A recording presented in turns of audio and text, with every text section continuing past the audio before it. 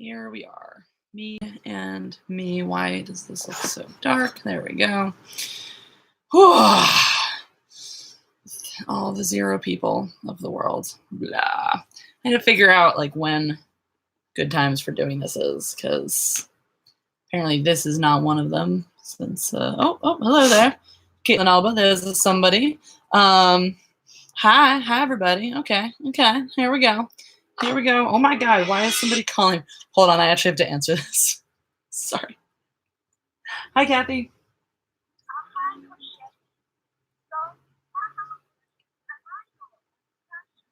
I have Vincent at 5:30 as well. Sometimes you are but yeah, normally Thursday is you and Vincent, and then maybe Sean.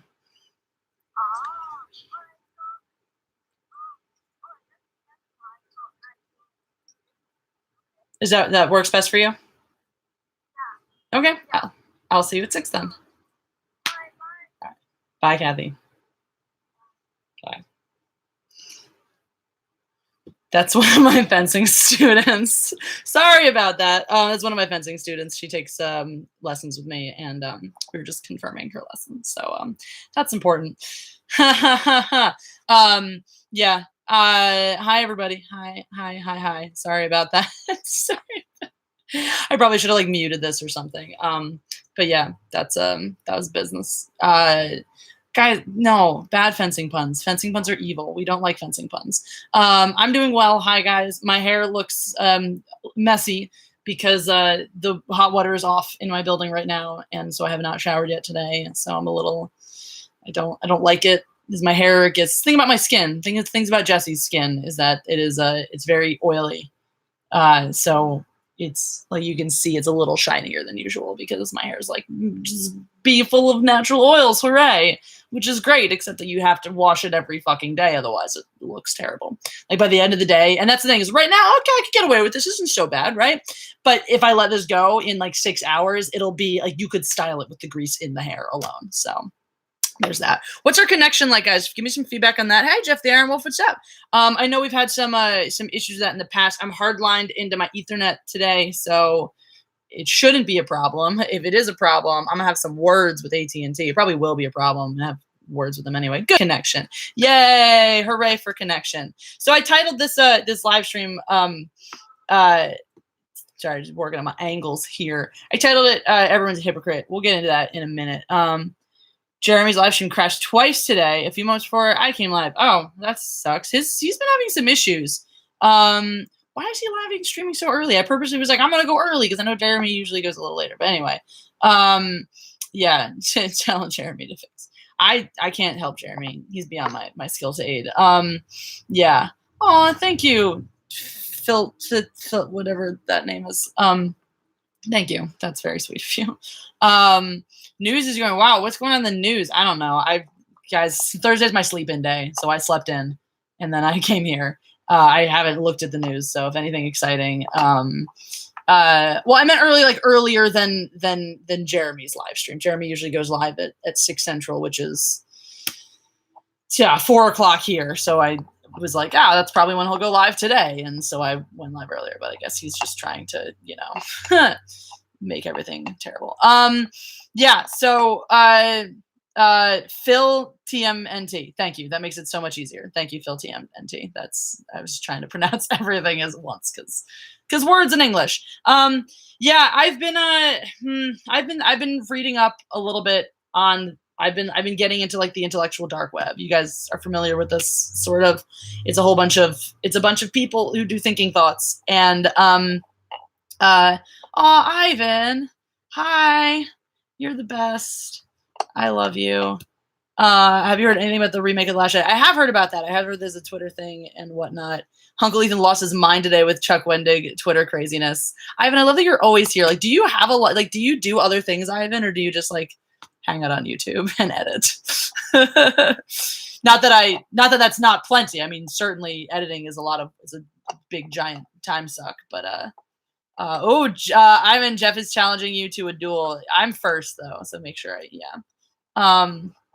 And yeah, so no, I've been thinking about like intellectualism. I've been thinking about how the left is anti-intellectualism, which is hilarious because the left is the one that wants education reform and stuff, except they're like anti-thought. They want everyone to think that the way they do. And granted, a lot of the right is anti-thought as well. I mean, let's be fair.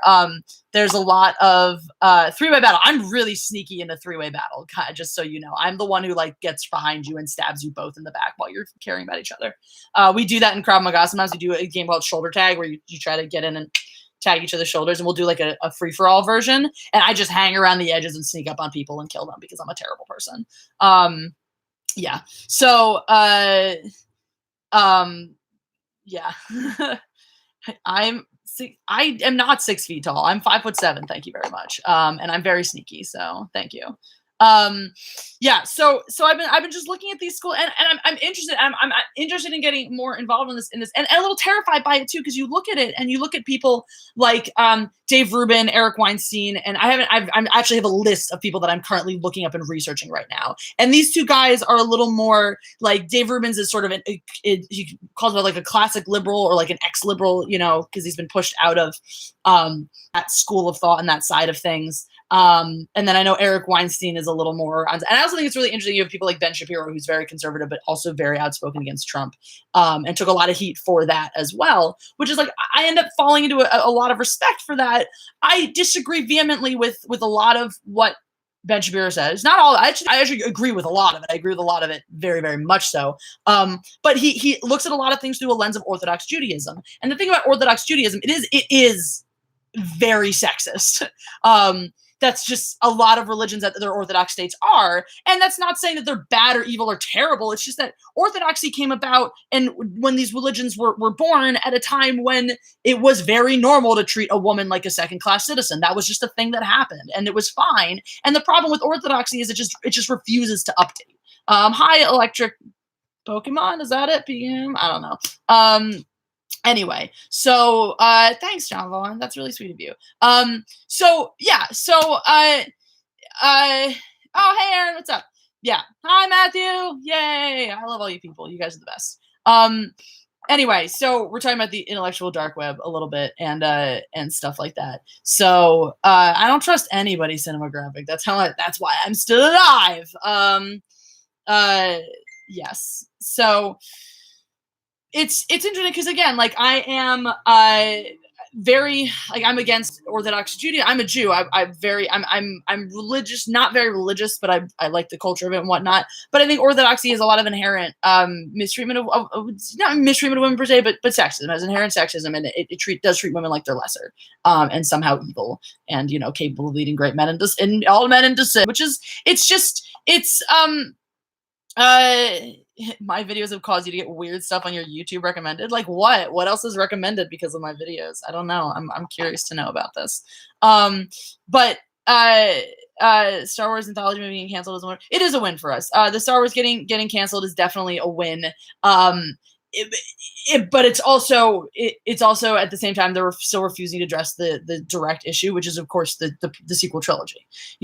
Oh well, Solo flopped, so obviously Solo was the reason. Like, no, look at the systemic issue, right? The Last Jedi came out and it drastically dropped off in its success after the first few weeks, and as a result, people didn't go to see Solo. So look back, there's a systemic issue here that started from The Last Jedi, so you have to address that as well. They still haven't done that, but it is a victory. It's definitely, they're acknowledging that things are all is not well and that they need to reevaluate before they move forwards, and they should as well. They should. I mean, a lot of people were not as mad about Solo as they were about The Last Jedi. I was possibly more mad. As a piece of cinema, it's not as much of a garbage thing. I mean, The Last Jedi is just a poorly made movie too, which is insulting. Like, there's no reason for that. Solo was just very personal for me because Han Solo has always been my favorite character, so that was like, that kind of sucked.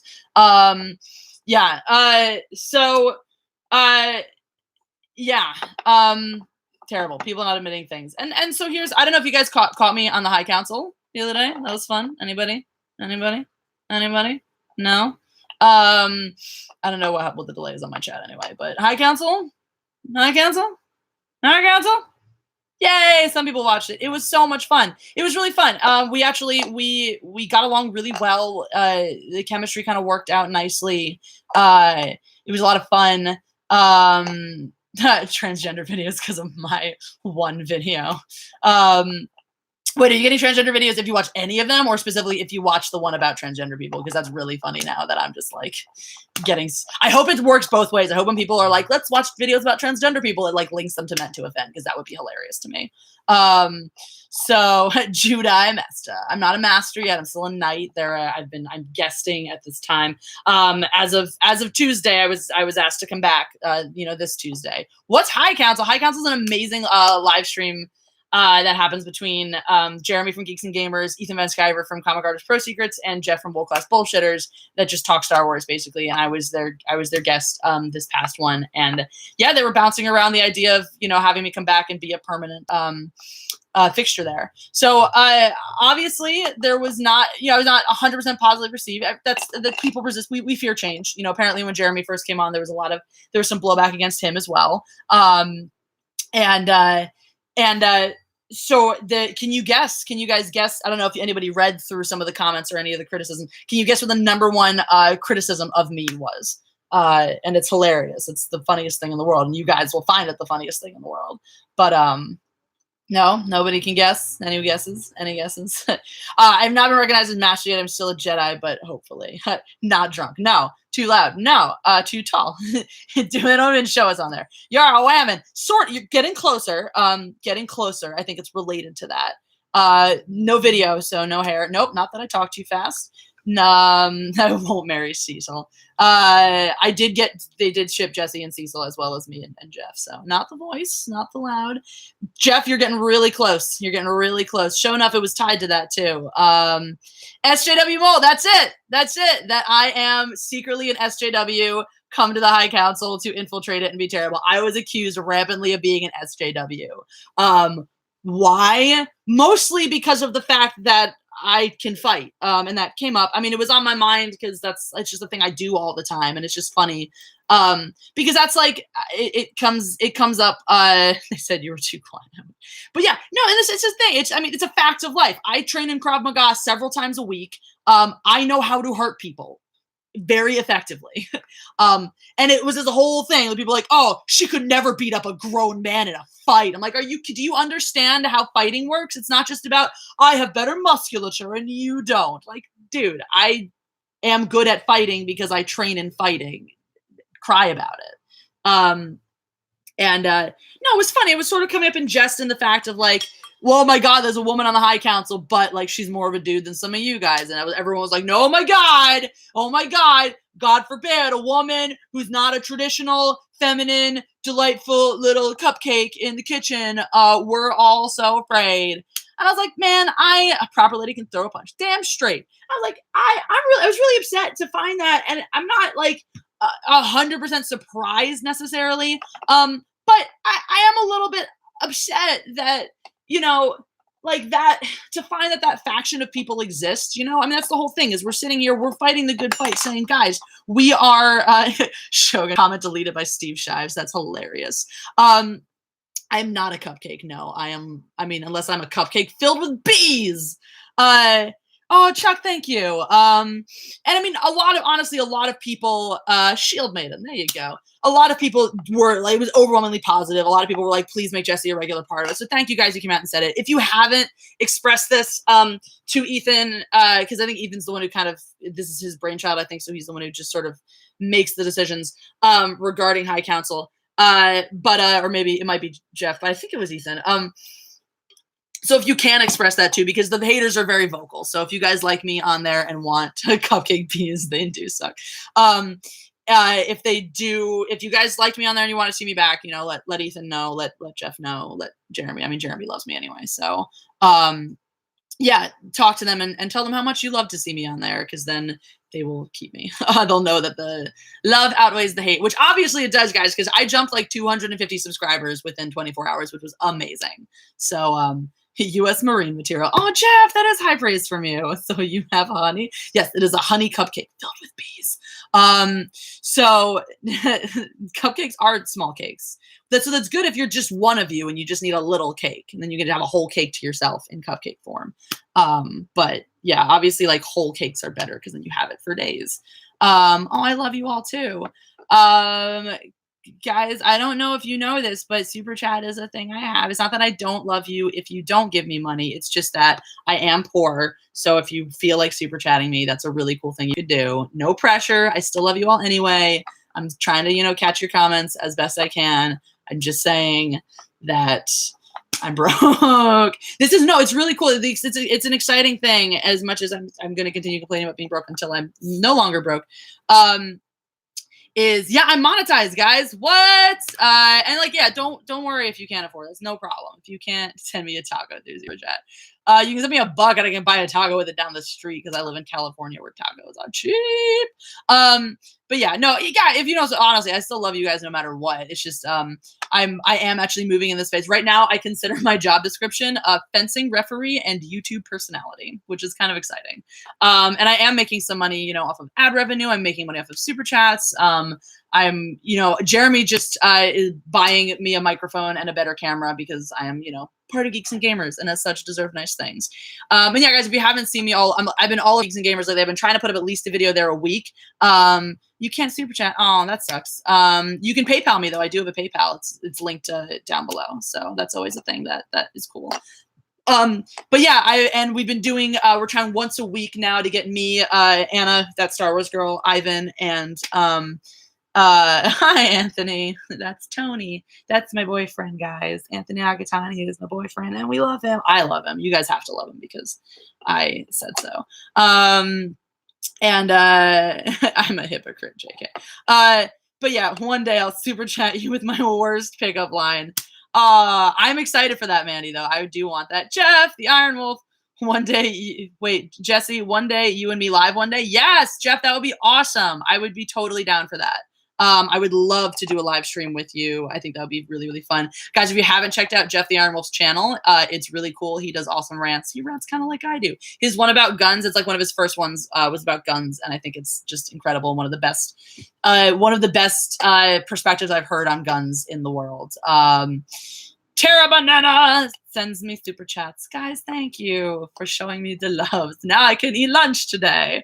No, it's really crazy. It's a crazy world where I was talking to my mom the other day and I was like, Mom, I told you back in December, I said, by the end of next year, I'm going to make my money. I'm going to make money on YouTube.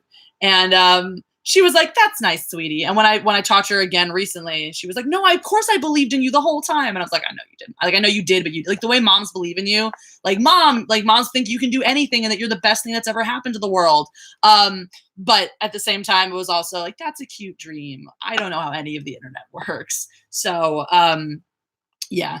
Would it help if I had a full upper body tattoo of you? That would be, I don't know how I feel about that.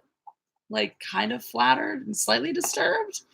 Other than what you said at the end of the High Council, other than that, subscribe because of that stream. All right. Well, look, it was mean. What I said was mean, but it was also at the same time, and it's funny because it's something that like I was thinking about, like when Dave Rubin said it. Baron of the Mountain, Kendo versus fencing, train in Kendo, and you love. Ivan trains in Kendo too. You should fight him. Fencing, well, it depends on what you're using. When I talked about this with Ivan as well, is like the thing with the if you're actually in combat, and using a katana, for example, it's a much more deadly weapon, much more immediately deadly weapon than say like a cavalry saber. Now a heavy saber is different. Heavy saber is gonna be wielded a little more like that. But for me as a fencer, a cavalry saber is gonna be what I'm a little more comfortable with. Now the advantage of a cavalry saber is it's much faster. So if I'm a skilled enough fencer, I stay out of distance. I can wound you many, many, many times without taking really any blows. And probably wear you down and win. But it's only to take one mistake from me to take a good swing with the samurai sword, with the katana rather, and I'm toast. I'm history. So. If you put them up sport to sport where you just have to, hit with like a fencing saber is going to win all the time because it's just way faster. It's just way faster and it's going to be way easier to land that first blow. But in practical, like fight to the death, it really depends on the skills and the luck of the people fighting, I think. So a Viking sword. Tony would rather have a Viking sword. I don't know. Pair of Gladius. That's cool. Yay, I'll be the one. Great. Great name there. Are there any other films defended by shills like they do with The Last Jedi? Kind of like Well, that's sort of the thing, and that's why the SJW culture is so fucked up. Um, and it's it is like they come out and they're like, oh my god, what a great thing with the Lady Ghostbusters, what a great thing with Ocean's 8. But then they don't even go see those movies. You know, they don't actually see them. They talk about them. They don't see them. Uh, and they whatchamacallit. Yeah, they don't support them and then they fail. And like everyone's like, well, it's such a great thing that they're doing. It's like, well, did you see it? No. So they're not defended as adamantly because no one's even seeing those anyway. Now I would say like with Wonder Woman, there was a little bit of that. There was a little bit of that coming out because well, it was kind of one of those, oh, if you didn't like it, you hate women or you're afraid of powerful women kind of thing. We're just like, no, you might just not like that kind of movie. So there's a little bit of that. There's a little bit, I think with I mean, there's definitely that narrative 100% happened with Black Panther, where there are people coming out and being like, this movie isn't for you if you're a white person, you know, like don't go see it if you're white because it isn't for you, and stuff like that. Or like, if you don't like it, you're a racist. I joked about that. Everyone got really offended when I joked about that in my review, which is hilarious. I did say, and I do stand by that, if you're all attracted to men and you don't find Michael B. Jordan as Killmonger attractive, you are definitely racist because there's no other logical reason to not find him attractive in that. Anyway, but I think that also with Wonder Woman, why it wasn't pushed as much, because it wasn't pushed by the filmmakers, because that's the whole thing, is like it was made by a woman, and women are not the ones going around being so adamant and vehement that like everybody who doesn't like the things they like are racist and sexist and terrible. Some of them are, but I mean, you saw the person who pushed this narrative that we're all terrible people for hating The Last Jedi was J.J. Abrams. It was Rian Johnson, and yeah, Kathleen Kennedy's doing it as well, but it's the white men who feel like they have something to prove, they have to like prove they're an ally, who come out and double down and say these things and spin this narrative. If you look at it, Chuck Wendig, white man. Who was it? Paul Kemp, white man. It's all these white men who are the ones running around being like, you're obviously racist, you're obviously a bigot if you hate these, because that's their way of, it's, you know, it's virtue signaling. It's their way of trying to prove that they're not those things, even though they probably are. Jeff Chiarelli, thank you. You're always on every live stream, and I love it. Eating a Philly cheesesteak for lunch in your honor. Aw, thanks. Here's some cash for lunch. Get yourself one too. Thank you. Jeff, I'm curious, what city you're enjoying a Philly cheesesteak, and I'd be curious to try it and measure it up to a proper Philly one. Unless you are in Philly, in which case I'm super jelly. There are a few Philly cheesesteaks I found in this city. San Francisco, I buy that they can make a cheesesteak in San Francisco. They got great bread up there, so they probably and as long as, you know, as long as there's they make it with real meat, you know, San Francisco's not like a solely vegan city yet. Yeah. Any theories on Wonder Woman 1984 and the plot? Honestly, no, I haven't really thought about it. But that's so I wonder what a San Francisco cheesesteak tastes like now. I kind of want one. Los Angeles, they're hard to find a good one because they don't make good bread in Los Angeles because everyone's afraid of carbohydrates down here. Yeah. So I was talking. Well, I'm trying to remember what I was talking about before. Yeah. Narratives. Yeah, I'm hungry too, bro. I'm hungry. Who don't you want to die in Avengers 4? I don't know. They're all gonna die. I kind of think that they're going the route that they've talked about, which is so it's only the original Avengers that are left. I think they're all gonna end up having to sacrifice themselves to save everybody else who poofed. I'd love Loki to come back. I feel like if he doesn't, his death was really stupid and meaningless. Because it was a very bad death. It was a very bad death. So I hope he comes back. Anyway, so one of the things that I'll get back to a little bit of the theme of the stream, which is everyone's a hypocrite. Everyone is a hypocrite. I mean, we know SJWs are hypocrites. We 100% know they're hypocrites. Because they're doing that. Now, some of those people in the High Council are hypocrites as well, because they're sitting there like hating on me for being a non-traditional female person, and yet they're trying to fall under this narrative in this group of people who are like, we're not racist, we're not sexist, we like everybody, and we're okay. I mean, a big part of the narrative is we're all fine, strong women as long as they're well written and good, you know. And then you have a whole bunch of people coming out there and be like, oh, we hate you because you're a strong woman, like literally because I'm strong, like because I'm physically a powerful human being, they hate me.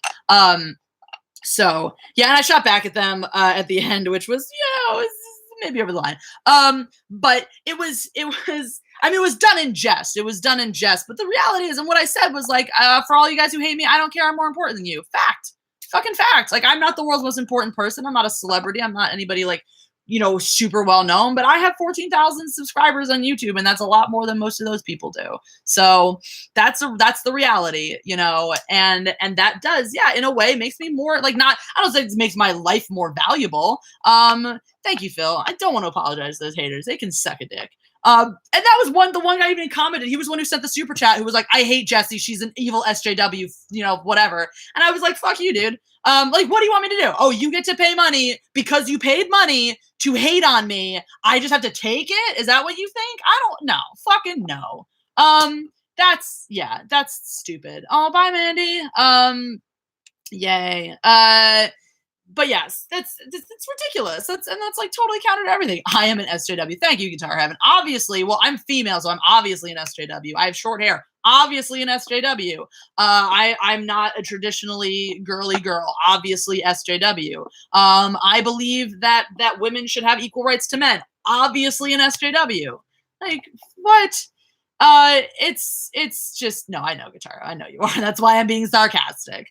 But it's so ridiculous. And that's what's ridiculous to me is you have people coming up in arms against the SJWs being like, you guys are so terrible because you call us bigots just because we don't agree with you. It's so wrong that you call us bigots because we don't agree with you. You say we're racist because we don't agree with you. And then the second somebody says something they don't agree with, they're like, you're an SJW. Like, no, an SJW pointedly is a person, like, do you know this shit? Like, SJW is clearly a person who is intolerant of other people, who is, who doesn't tolerate their beliefs, who doesn't tolerate people who are different from them. That's the definition of SJW, not somebody who believes things differently than you. That's not how it works. You don't just get to call everyone an SJW when they disagree with you. Because guess what? That is fucking it. That's the reason why people come out and defend them. And they're like, oh, these people just call you an SJW for having, forward-thinking beliefs. Well, yeah, it happens. It happens. It does happen. Idiots are out there doing that. And that's, again, discrediting the rest of us who are like, no, SJWs are actually bad people. So, subscribed after the High Council. Thank you, Kevin Perez. Yay. Oh, bye. I'll be the one. Thank you for the super chat earlier. It was wonderful. Sorry, I just got a wonderful text I'm reconnecting with some of my old camp friends, and it's great. Derail the Jessie is an attractive trans person. All right, J-Side. Like, that one's just not funny because it's stupid. Like, I'm assuming you're joking there. I'm assuming you're going for the joke there, but like, it's just dumb, guys. And really, that's like another version. Jeff the Honorable. I'm intolerant of intolerance. Amen. That's how I feel. But seriously, and that's like the whole thing is joking that I'm a trans person, is not. It's not like, why? Like, what's the goal here? Like, oh, you look, because what you're saying as a joke is, oh, you look great for someone who was born a guy and now looking like a girl, which, like, maybe I'm just sensitive about it because I spent all of high school having people tell me I look like a guy.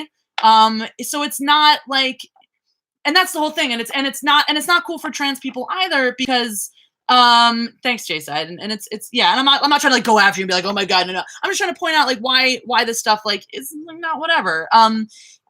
Because again, like for a trans person, most trans people, forget the SJW, like I'm gonna be a guy one day and a girl one day and call me these 3 different pronouns when I say I feel like it, and you better read my mind or I'll kill you. Those people are terrible and they're not really actually trans. A transgender person is someone who has at one point probably had gender dysphoria, thought I am not in the right body, and transitions. And for those of you who talked about like the mental illness side of it, it's not a mental illness, right? Gender dysphoria is classified as a disorder. And currently the solution to gender dysphoria is to become transgender, is to accept yourself as the gender you feel you are and present as that. And if you see trans people who've been they've been passing for years. If you watch it's a really interesting discussion too, between 2 professors at that place in Canada. It's Jordan Peterson, who's the guy known for speaking out against the bill to force pronoun usage and whatnot. And he makes some good points. He's overall kind of an asshole, but he makes some good points. And then talking to a transgender professor, and it's so interesting because until they mentioned that the professor was transgender, I never would have thought it. Because it's the whole thing. They do, and they try to pass. They want to look like another person. So if you tell a transgender person, like a proper transgender person, if you're like, oh, well, you're pretty good looking for a transgender, that's insulting to them because their mission in life is to pass as the opposite gender. So that's all. That's the only thing. Now, yeah, like, and I want a different word. I want a different word for the people who are out there being like gender neutral pronouns, gender fluid, blah, blah, blah, because they're really not transgender and they're making things harder for people who actually are. I've known 2 wonderful women. Well, one of them I know very, very well, a transgender fencer. She's been outspoken in the community. She's been in the transgender, transgender. She's been transgender for a long, long time, and she fences women's saber. And I've seen transphobia happen with her, and it's fucked up because she's the nicest person in the world. She trains really hard. She works really, really hard. And I had some people come up to me and try to tell me she was cheating in a bout because Daniel Payne, good question. Why can't we just call ourselves people? Who gives a crap? They said she was already cheating in the bout because she's transgender, and then they were saying she was cheating more because she started having like a coughing attack, like a issue breathing. She was like choking, and I gave her a minute and let her get a drink of water, and they're like, "Well, she's obviously cheating there to mess up the flow of the bout." I'm like, "Fuck you!" First of all, you lose this argument because you came up and said she's cheating because this, like I think that it is in some sports. You can have the conversation of, trans athlete, that's not fair. Fencing is not one of them, guys. Fencing is not one where just because were born a different gender, you have an intrinsic advantage in one weapon over the other. Their weapons are fenced very differently, and that's not because of biological differences in fencing. Perhaps biological differences contributed initially to why they're fenced differently, but that is not right now. The differences in women's fencing versus men's fencing are not biological, and you can succeed in one as the other and vice versa. Anyway, sorry. Teresa Martin, thank you for the super chat. It's possible those people were plants to discredit the High Council. It has happened. Yeah, I mean, it has happened. It is possible. There is one person I think that's very, very possible that he was there to try to discredit the High Council because he was, I'm positive even the super chatter, but like he went on everyone's comments too. Anytime somebody mentioned me positively was like, "Oh no, you suck, you're terrible." Negatively, it was like, "Yeah, Jesse's the worst, never let her come back." So he might very easily have been. Or just, I mean, because again, like there are sexist people still in the world. And that's a fact. Like I've seen them in lots of places. Unfortunately, yeah, and the plant thing is real and it's messed up. But the people who actually feel that way can't just hide behind that all the time because those people do still exist and they do pop up, and they're going to pop up in places like the High Council and on Geeks and Gamers and possibly even on my channel because they think that this is a vessel for them and a vehicle for them, and it's not. And so the most important thing we can do is just keep making sure when you see hate like that, this is not for you, right? If you have hatred towards any group of people because they are a specific type of person, unless they're SJWs, and that's not because they're a specific type of person, that's because they're hateful themselves, right? That's because they cause us problems. They make our lives miserable, things like that. But yeah, combat. When you see that stuff, call it out. Like by all means, call it out. When you see people that are and people are allowed to express whatever opinion they want to, right? As long as they do it respectfully and in a way that opens for discussion. If someone says something you dislike, right, call it out. Call them on it, challenge them on it, and if they come back at you with like, "Yeah, you're wrong, you're an SJW," then fuck them, then fucking go to town on them. And just demonstrate to them, if they're not ready to have a reasonable conversation, this is not the place for them. Everyone's opinion is allowed here, right? I may shoot you down for it. I may argue with you about it, but that's the whole thing. I'm allowed to disagree with you. You're allowed to disagree with me. If I shoot you down for your opinion, don't go away. Keep having your opinion. Keep challenging me on mine. That's what we're here for. Jeff the Iron Wolf, thanks again for the super chat. One race, the human race. Let's all join in. I'm down. I'm down. There should be just one. Yes, that's us people. What would you do if someone tries to bully you? Now I would punch them in the fucking face. No, I'm really good with my words as well. I don't know if you guys have noticed this. I'm a very verbose person. So I'm really good at tearing people down, just verbally, just limb from limb, destruction. So that's really fun for me to do. Have I ever eaten gefilte fish? Do I like the way it tastes? No, I ever. Gefilte fish is delicious when you smother it with horseradish. Like if you cover it in horseradish, it's fine. Once you get over the fact that it looks like a pale turd. It really isn't that bad, even when it comes out of a jar. I will say though, Tony, my wonderful, wonderful, amazing boyfriend, has made homemade gefilte fish for the past 2 Passovers, and it's actually delicious when he does it. I mean, it's kind of like a fish cake. It's what it is. It's a fish cake. And when you make it homemade and it's all fresh and nice, it tastes good. It tastes like a fish cake. So still good with horseradish, but yeah, no, gefilte fish is not the worst thing ever. Jeff the Iron Wolf, correct. I do jizz the force. Good evening from England. Hi, Darth Punk. Thank you from England. I threw up a little bit when you ate gefilte fish. That's funny. Guys, I'm just going to pull it really quickly in case you haven't seen my t-shirt. I mean, you should obviously buy it because it's awesome. But in case you haven't seen it, yeah, no obligation to buy it. Just you're a better person if you do. Here it is. It's great. My fourth Jizz t-shirt. I'm gonna have a new one really soon. Really soon. I just haven't, probably before the end of like maybe possibly tomorrow, maybe tomorrow. Yeah, it's just gonna be a standard Mindless Entertainment t-shirt. It's gonna have the cow on it, so y'all can wear the cow, and it'll just say Mindless Entertainment. So do you guys want that shirt? Let me know. Will you buy the Mindless Entertainment shirt that says Mindless Entertainment and has a cow sticking his tongue up his own nose? It's not as offensive as Jizz. You can wear this in public. You can wear this to preschools. Favorite non-Force Star Wars character? Silly question. Han Solo. Yeah. Why is it a cow though? Oh, Caitlin, you were asking this yesterday too on the on the Geeks and Gamers stream, weren't you? 25,000 subscribers, guys. Am I on social media? Yes, I am on social media. All my links are in the description for all my videos, so go ahead and follow me on those things. What's with the cow? What's with the cow indeed, guys? It was agreed yesterday when I hit 25,000 subscribers. At 25,000 subscribers, I will make a video explaining the cow. All right. So if you are interested in knowing about the cow, do it. Yeah. Wait, favorite Force and non-Star Wars character? Me. Favorite non-Han Solo character? I've always liked Boba Fett. Upload a video of me fencing. Hi Oregon. I don't have any good ones recently. I can go back and see. I might have some good ones, some older ones that are good ones. If I do, I'll go find them. Obviously, it'd be about where I win. It would just be embarrassing if it wasn't. So, if you met Kathleen Kennedy, what would you ask her first? I would just say why. I would like fall to my knees in front of her and just go, why, with that amount of vocal modulation. So there's a point I wanted to get to a little bit in case you were here when I was discussing some of the intellectual dark web and some of those people. And it's really cool and it's really scary because you have people, Dave Rubin, Eric Weinstein, Brett Weinstein, people who are falling a little, like skewing a little more to the left on political things. And you have your Ben Shapiro's and your Jordan Petersons who are definitely more to the right.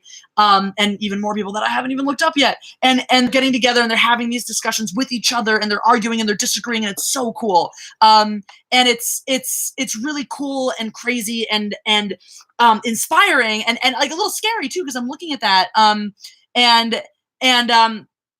looking at that and I'm like that's so, I mean, it is the idea, like, could I stand with these people and have my beliefs challenged and have my perspective challenged? And I think I think you could sit there and yeah, that's a good point. I understand your point. While still, maintaining my own perspective. And I think that, Germany, yay, Germany. And I think that's, I think that's a wonderful thing. It's an amazing thing they're doing where they're actually sitting down with people they disagree with. Now, here's the issue, right? Here's the issue. Holy crap, yeah, I'm actually wearing, I'm wearing blue mascara today, just for funsies. Laura makes Star Wars fun again. Story. Hi, Laura.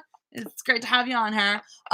So anyway, so the one criticism I have a couple criticisms. I mean, so the cool thing about the intellectual dark web, there isn't one contiguous ideology amongst them, except that free speech above all, and like respect everyone's perspective, like, and intellectualism, like thought. No subscribing blindly to ideology, no rejecting other ideologies based on your own, listen to everybody, talk to everybody. So here's the issue with that, right? So some of their shows, they have had people on like Milo Yiannopoulos, who is batshit crazy. Like this guy is either the biggest troll in the world or just, I think he's a little nuts. I mean, he's come out, he's talked against, he's gay, he's openly gay. And he's talked against gay people, he's talked against gay marriage. He is married to a man, he's married to a black man, no less, and yet has solicited the KKK, for support over things and stuff like that. So, hi, Billy Ritchie. My internet is not as terrible as Jeremy's, so woo. Crazy. He's just pro troll. He's a little whacked though. He's definitely a little bit whacked. I mean, he said some fucked up things about pedophilia and claimed it's him dealing with his own experiences and stuff like that. Like he's definitely whacked and he's definitely not. He definitely doesn't belong in the intellectual dark web, and that's been acknowledged. But they've still invited him on to talk about some of his stuff, and it's like, all right, well, if you're talking about rejecting certain schools of thought because they're based on ideology or they're based on this like mass movement and things like that. That's like Alex Jones. That's what he is. He's a conspiracy theorist, and he bases his audience is based on peddling this emotionalized ideology to people. And it's not backed up with reason or logic as much as he might try to make it sound like it is. So at that point, like that guy does not fit into this, but you're acknowledging him and you're honoring his his voice because you respect everyone's voice and you want to hear everyone. Okay, where are your SJWs then? Where are your uber leftist think tanks? You know, because if you're doing that, if you're going to, I'm talking about the intellectual dark web, guys. I'm talking about how the intellectual dark web is like, you either have to keep out all the crazy, you either have to draw the line and say, if you're too far to the right or off the rails this way, no bueno. Too far to the left, no bueno. You guys have rejected thought and intellectualism, right? At that point, fine, keep them all out. Or if you're going to let these ones in, you have to let all of them in. If you're going to sit there and I mean, part of it too is there is more tolerance there. You know, like Alex Jones will allow someone like I can't remember who was it who went on the show. It was either Joe Rogan or Dave Rubin. He'll allow someone like that to come on his show. People on the left of things often don't. You know, except at like the upper tier, some of the upper tiers, people, someone like Stephen Colbert, you know, I think is up for having anyone on his show. Of course, it's just harder to get that level of acclaim to get to that point. So Steven Crowder just had on a feminist lady, good discussion. Cool. So yeah, I think there just needs to be a little bit more of that. There needs to be a bit more yeah, they're like either you have more different diverse schools of thought. And I think it's more fun when you do. I honestly think if you bring in different schools of thought, I think if you bring in people who are very far to the left and have those discussions, that's really important to furthering this idea. When you have these rational intellectual discussions and then they fly off the handle, you're demonstrating your point exactly as you want it to be made. But it just seems a little bit too much like they're willing to acknowledge and accept this one side of fringy crazies and yet not other ones. So that's fine. Ahem, my eyes are up here. That's hilarious, by the way. I don't know if you guys saw that, the icon there. That's hilarious. Favorite Disney movie and how do you feel about the remakes? Good question. Favorite Disney movie? Yeah, it's probably The Lion King, just overall. I mean, that was one of the first, it might have been the first movie I ever saw in theaters. I was really young at the time and it left a really deep impression and I love it. So that probably is my favorite of all time. I love all the classics. I actually really like The Lion King too. I think Kobe is a sexy, sexy lion. Fight me on that. And yeah, so as far as the remakes go, I haven't seen many of them because I have no interest in that. That just seems stupid to me. Like, why would you remake these? Are perfect films. I did see the Beauty and the Beast one, and honestly, it was better than I expected. I watched it on an airplane because I happened to be on an airplane. I really was not expecting much of it. I didn't go see it in theaters for that reason. I was pleasantly surprised. I actually thought they did a really nice job with it. I thought they handled it overall well. It wasn't perfect. But I thought they walked a nice balance of remaking the original while also making it their own and adding some new things. I thought the Beast's new song was actually really good. It made me cry a little bit. But I cry at movies really easily, so don't take my word for it. So that's really, really, yeah, so that one was fine. I haven't interested in any of the other ones. So I don't, the things I've been hearing about Mulan upset me greatly. I hear there's not going to be a Shang, which is like, then why am I going to go see it? I mean, Mulan is another one of my favorite Disney movies. I will admit it. I'm attracted to Shang. I'm not ashamed to say that. I know he's animated. I don't care. And if he's not going to be in the movie, I just have no reason to want to see that movie. If it's not about an awesome woman pretending to be a man so she can fight in a war, which is a great theme, but she's like fighting a witch or something, because God forbid women should have to fight men. Because, well, obviously we will lose because we're so much weaker than they are. Because, Mulan doesn't like use her brain to save the day or something like that, which is why I love them. One of the reasons I love them, because that's fencing. That's fencing to a T. It's like you can mind over body it. I'm not the fastest fencer in the world, but I fucking think my way out of situations. So that's why it's such a great movie, because it proves that, like, yes, obviously Mulan, and that was her whole thing, is Mulan was never going to be physically as strong as the warriors, but she used her other skills to compensate. No, they're not the same. They are not biologically equal or equivalent. They are equivalent in their worth and their value because she has found other ways to make herself valuable. What a great message. And let's just get rid of that, because we don't want equality. We just want to kill all the men, which is ridiculous. Like, you better figure out how to artificially manufacture sperm before you get your way with that. Otherwise, the human race is going to die out. And at that point, good riddance. Oh, sorry. Chuck Graham, thank you for the super chat. People should just mind their own business. Yeah, damn right they should. Knows me, no, what? No se mi aguite pariente. I just ruined that. Thank you for the super chat, though. That's very nice. And that's what I say, okay? And that's what I say. And that's, I just want to bring this up again. Like, there's sort of one of the things with the transgender video that I put up is some people came on and they were like, yeah, you can be whatever you want. I'm just not going to call you certain pronouns. And that's fine. Like, I don't agree with the 5,000 gender neutral pronouns. I don't mind one. One is fine with me. We can all get used to that. It's going to be hard. There'll be resistance, but one is fine. But the people who are like, there were a bunch of people coming on there. They're like, I don't care whatever you want to be, but you're obviously a dude, so I'm calling you he and him. Like, who cares? Right? If I'm like, guys, everyone call me he and him. I'm a man now, I'm a man forever. Obviously, if I flip-flop on that, that's stupid and I'm terrible. But if I wake up tomorrow and I decide I am now a man, please call me he, him, pronouns, whatever. I'm not going to get mad at people who don't adjust immediately, which I think is crazy as well. People who flip out, they're like, well, I'm finally okay with myself. I am now this thing. Everybody, it took me like 5-10 years to be okay with this. All the rest of you, get on board 100% right now, go. Like, that's stupid. That's a fucking double standard and it's messed up. Yeah, if you suddenly change your gender, or should suddenly change the presentation of your gender and ask people to, to deal with that, they're going to make mistakes sometimes, especially people who've known you for a long time and known you as one thing for that whole time, right? They're going to make mistakes sometimes. Deal with it. Fucking deal with it. That's how it goes. Don't fucking flip out at people because they didn't instantly switch pronouns on you or they're struggling with your transition. You struggle with your transition. Other people are going to struggle with it too. Get over it. So that's the one thing, right? That's one thing, but then the other side of it is like, if you meet me and you don't know me from anyone else and I'm like, yeah, and you call and you reference me as like he or him or he, or like a guy, which has happened to me, by the way. And I'm like, no, actually, I'm a girl. I'm he, she, whatever. Like, even if you don't think like, and that's because that's the flip side of it, right? There have been times in my life, there have been times where I definitely looked like a guy. I had a very androgynous phase in middle school. I looked like Kurt Cobain without the beard. But I had, I had hair down to here, stringy in my face. I wore guys' clothes. I wore baggy clothing, and I looked more like a little boy than a little girl.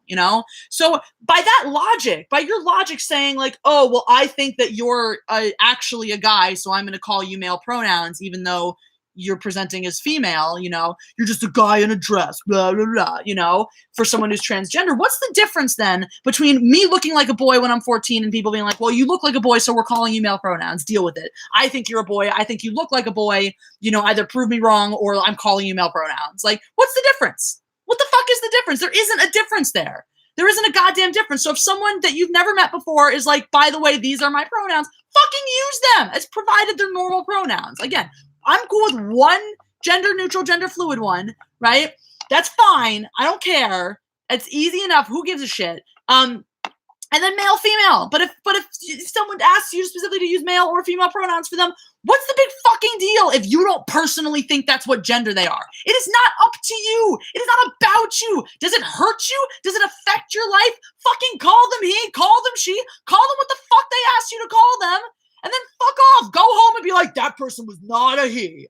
And I didn't want to call them that. Fine. Go the fuck away. But when you sit there and you're like, I'm going to call you she, even though you've asked me to call you he and you told me you're a guy, now you're imposing your own beliefs on them, right? You're imposing your belief system on someone else and someone else's identity and someone else's life, right? There's no reason to do that. There's no fucking reason to do it. If it bothers you, fucking go away. If they ask nicely, you will. Thank you, Steve. And that's absolutely right. It's 100% right. There has to be respect on both sides, right? Just because you have a history of oppression or people have discriminated against you and treated you badly, it's not an excuse to be rude, right? It's not an excuse to be like, fuck you, you homophobic bastard. I'm this pronoun. No.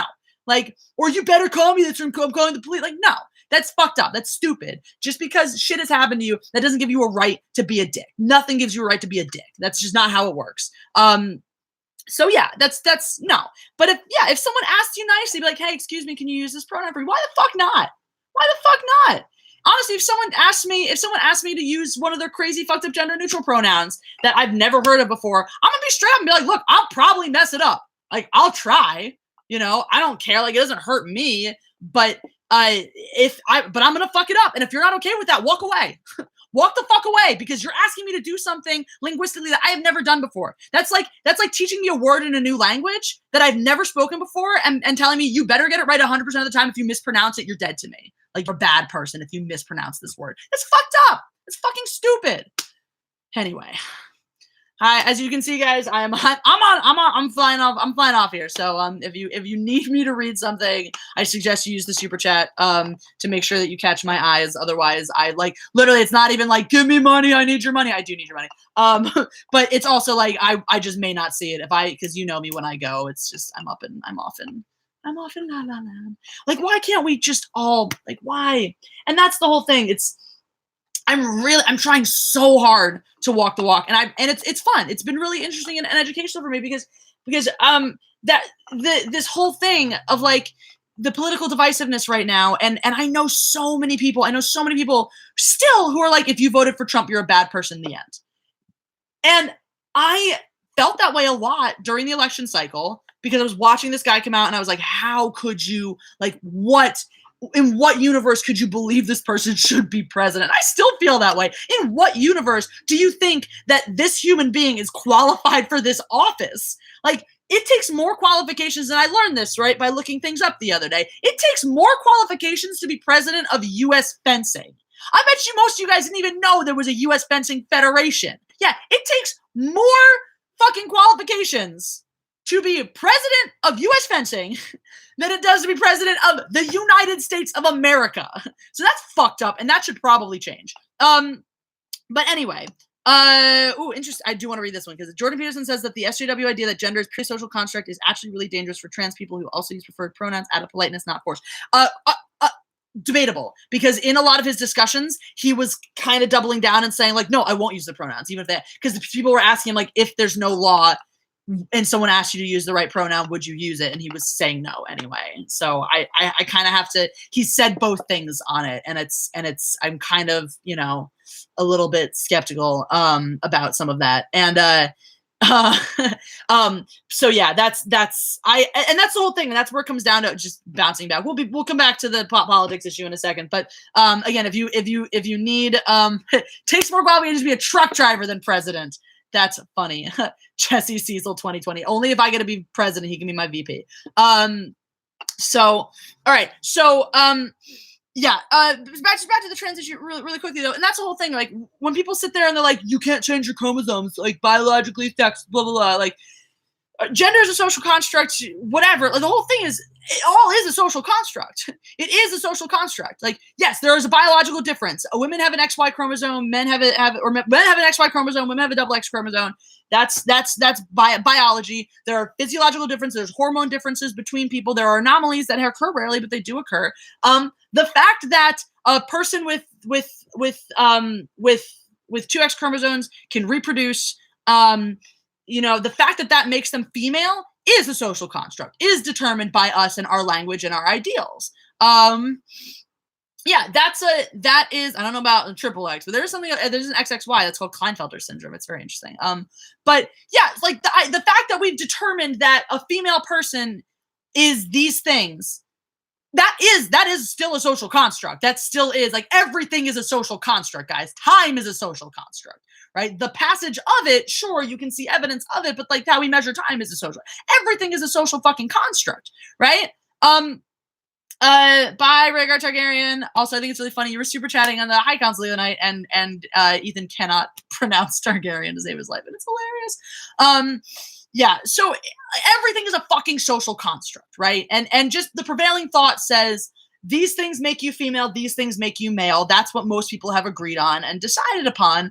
But if somebody says that it's all well and good, I'm an anomaly, I'm an exception, they have as much right to say that as you have to say, no, you're not, biology says otherwise, right? Because again, these are all just words and ideas that we've agreed upon.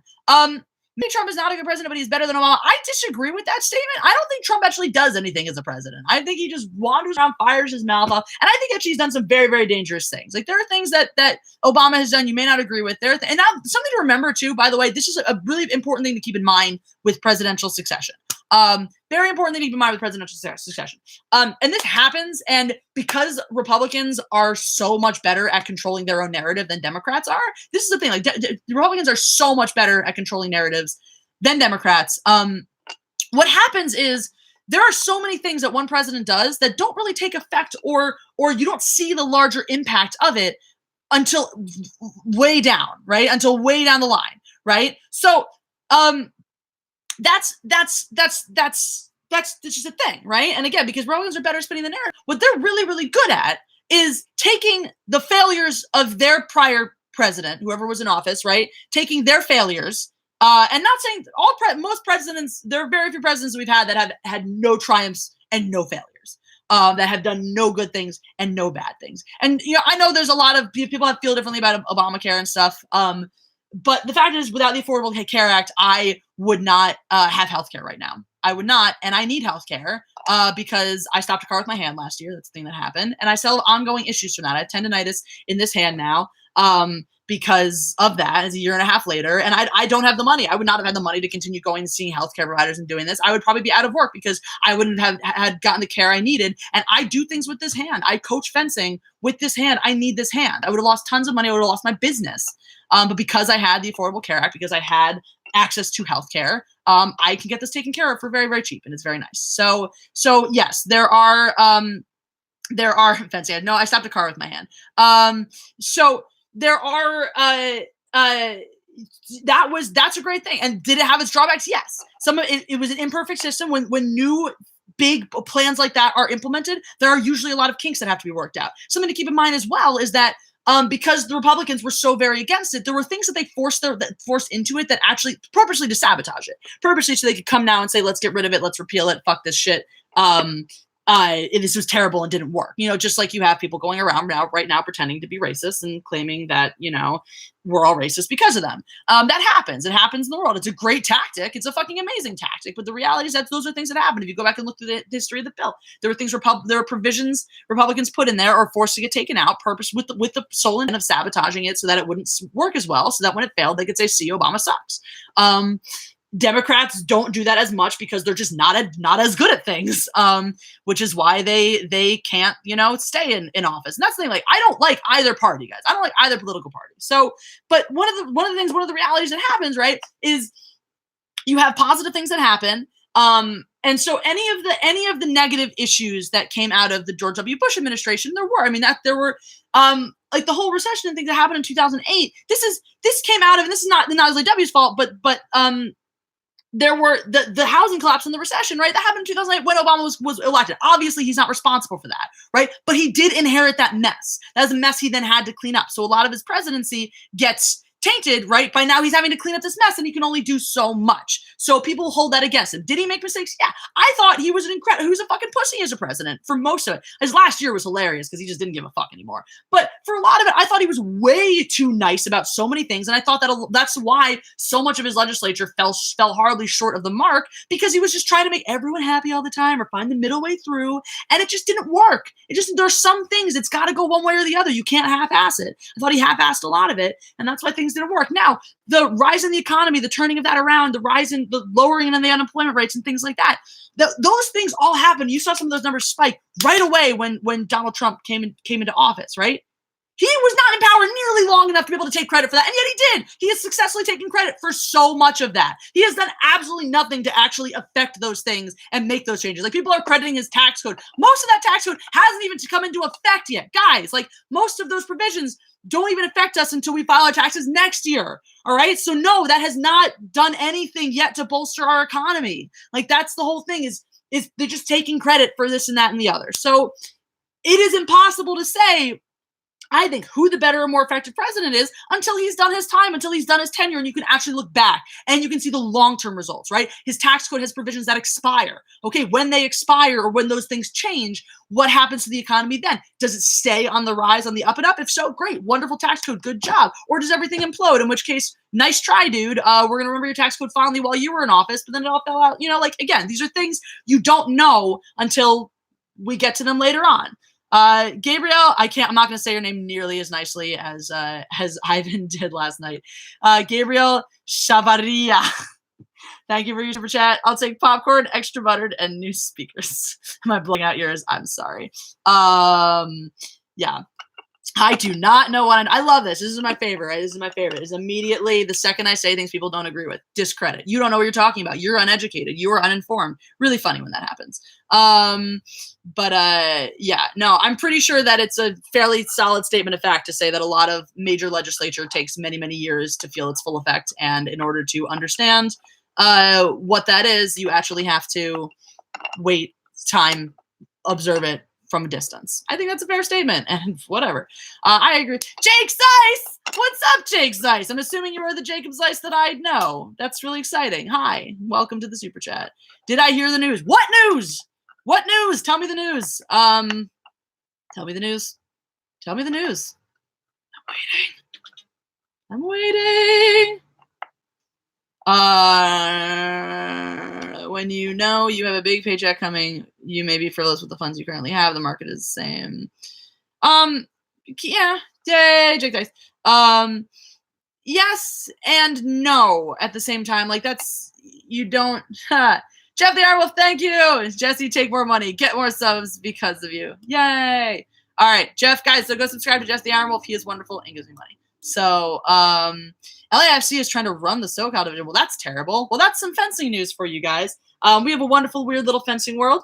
And with a lot of drama and politics. And if LAFC gets their way and runs fencing in SoCal, that's the Russians. That's the Russians taking over. And yes, the Russians are, even in fencing, they're evil and corrupt and they are cheaters. So not saying all Russians are. I've known some delightful ones. I actually know a delightful one presently, who left Russia because he was like, fuck this nonsense.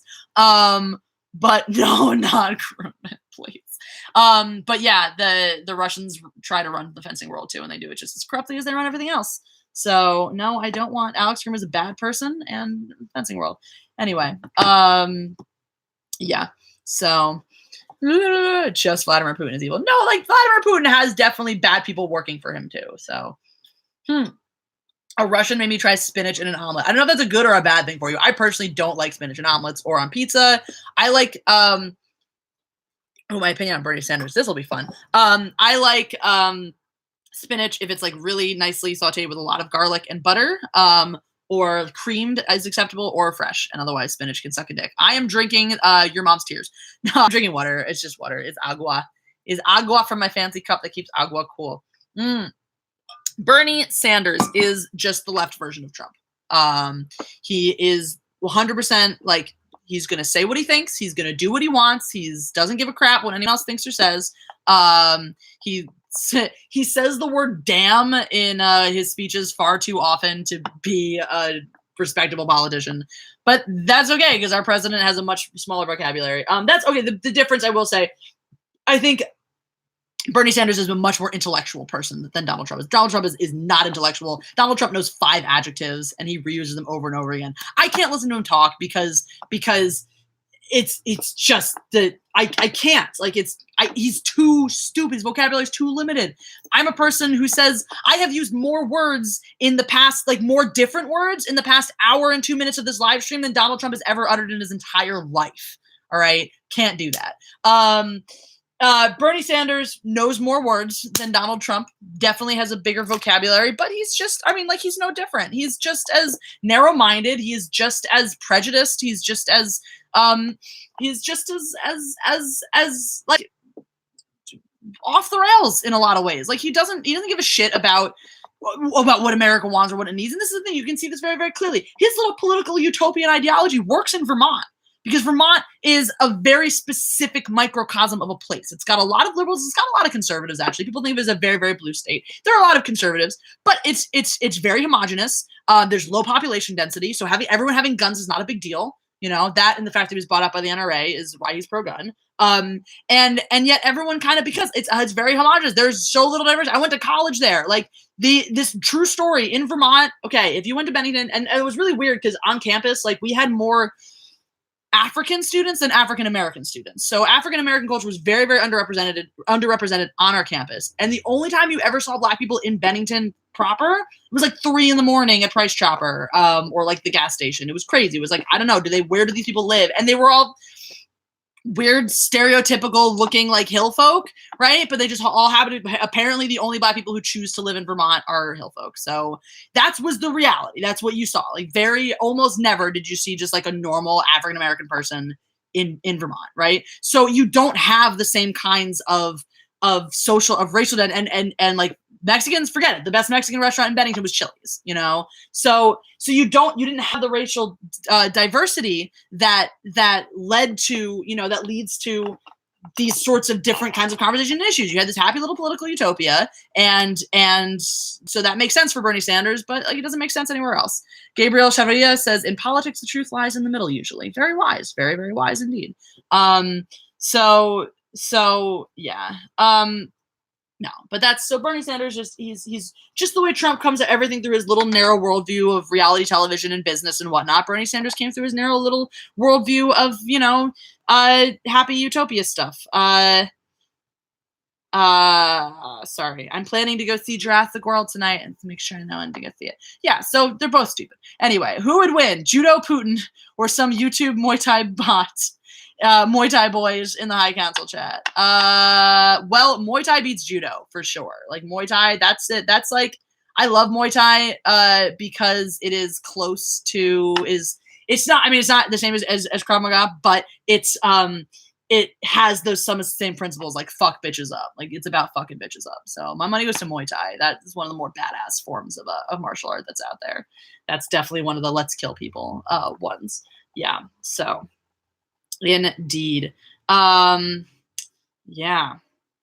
Sorry. I have to find out when I'm working tonight, guys. That's the thing. How fast can you talk if you really set your mind to it? Really, really fast. Let's see. I'm trying to think of a topic that I know really, really well and care a lot about, because we can test this. We can see how fast I could possibly go. Let's find out. Muay Thai. Get choked out in 5 seconds. Yeah, that sounds about right.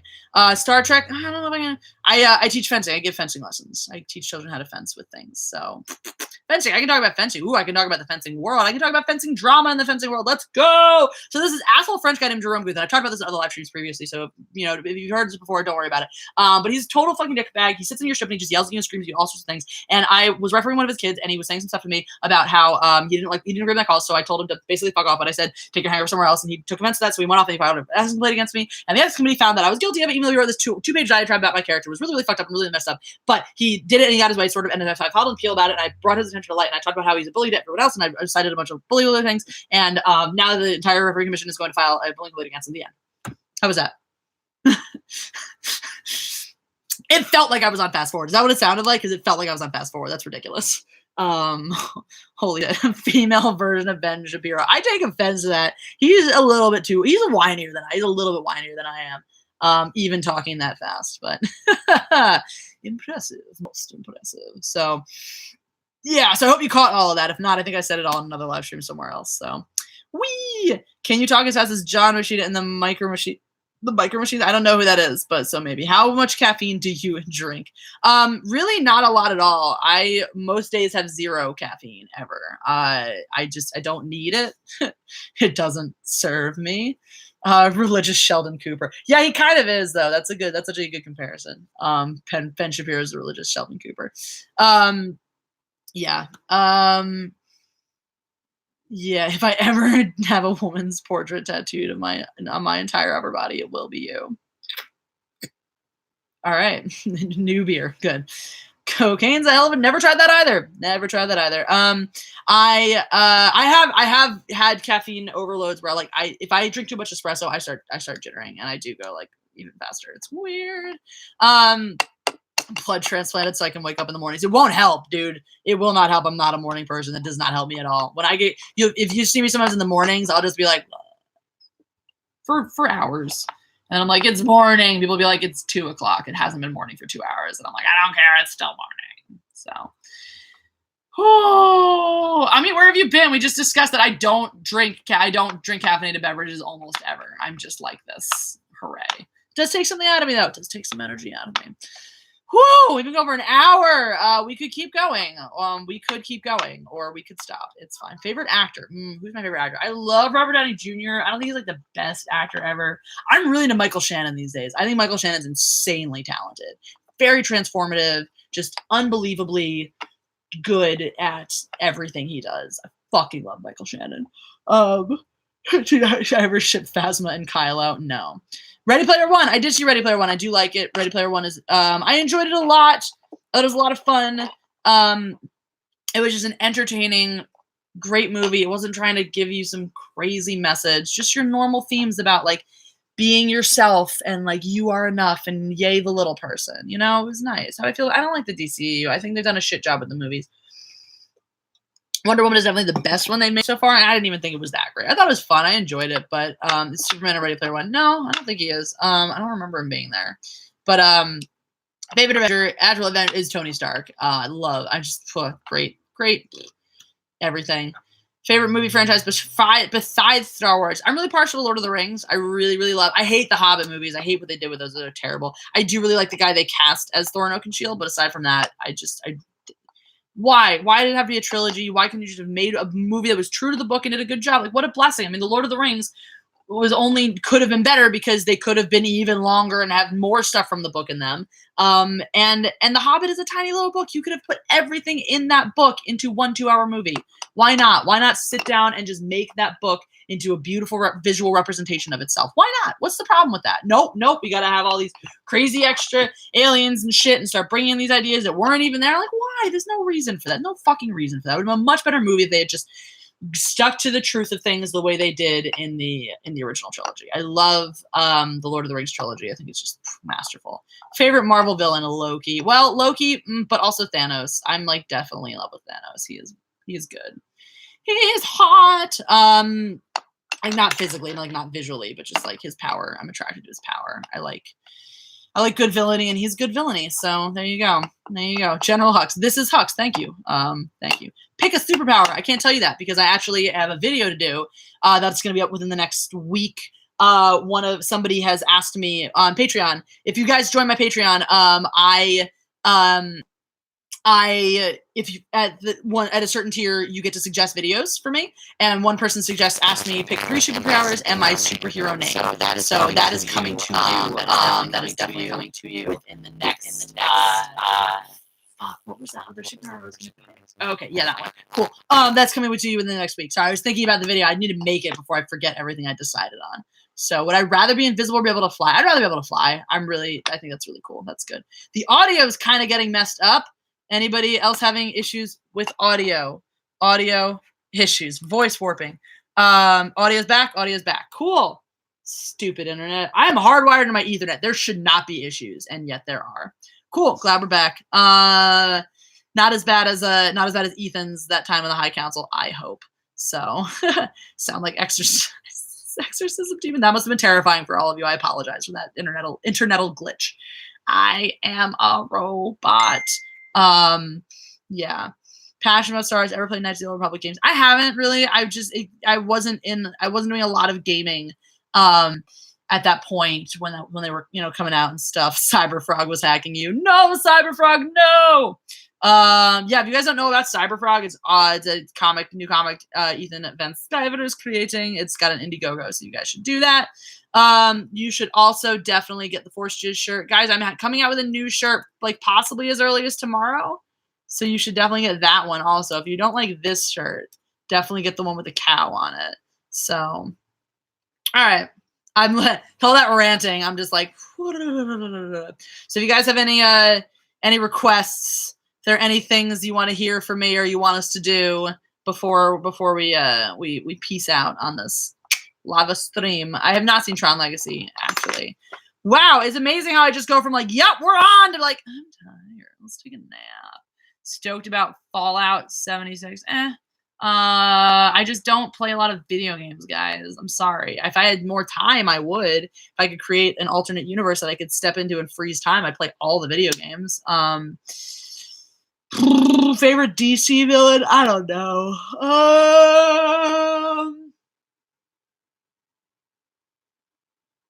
Probably the Joker. Like, I just love all the different forms and iterations he's taken.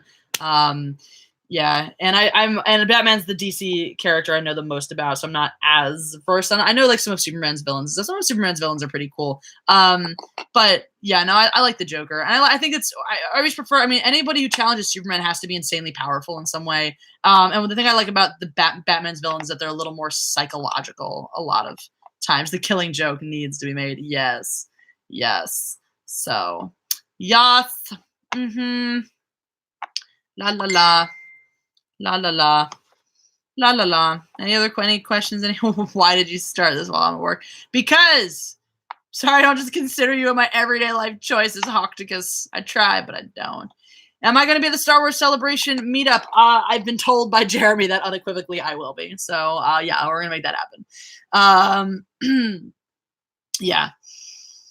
They didn't make an anime. There was an animated Killing Joke. Me on cocaine would be scary. Yes, I agree. You will never see that. That will never happen. I have very negative associations with the idea of cocaine. I've never used it, and I never will. Favorite Batman film, like the non-animated ones, because well, I mean, my favorite Batman film is just Batman Forever because it's the best one. And if you don't believe me, there's a Meant to Offend video about it. Go watch it. It'll tell you everything you need to know. Batman Forever, definitely the best Batman. How was being on the High Council? It was super fun. It was really fun. It was cool. I mean, it was great because like I already know Jeremy. I know how we get along. It was really cool how like getting to actually talk to Ethan and Jeff. It's sort of more directly, and it was just kind of neat because it was weird. You know, I've watch the High Council videos till I ever lose my voice all the time. Usually after I sing Bodies by Drowning Pool at karaoke, then it's gone for like a solid 12 hours. Because I nailed that song.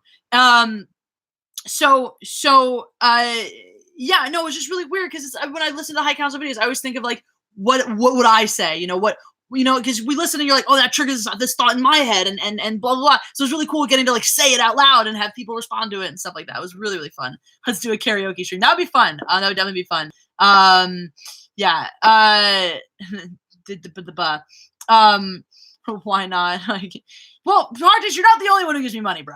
And I have to go to work eventually, so I had to get this out here. I am, guys. I think today I'm gonna try to get a video up in the next couple hours too, so you'll get even more Jesse time today. I think that today perhaps I am going to review more erotica from Becky Embers. Guys, if you haven't checked out Becky Embers, she's got a YouTube, she's got a website. She's a cool cat. It's really fun to listen on her web on the YouTube. She'll read some of her stories out loud. She stops before it gets to the really saucy stuff, but it's really fun to like hear it in her own voice. But yeah, if you're interested in some crazy fan fiction, she's got Mormon porn up there right now, which is nuts, but she's done some Star Wars slash. It's really cool. So I think I'm gonna review one of her stories. It's a Padme Anakin one. So that's a thing. I've seen a mean George Thorogood. Cool. Good choice. He's not easy either. That's pretty cool. Do you ever do the one bourbon, one scotch, one beer? Because that song is awesome. Also, in case you haven't ever seen George Thorogood's music video for I Drink Alone, which is a great song, by the way. But, oh, Phil, you can give me a virtual hug. Thank you.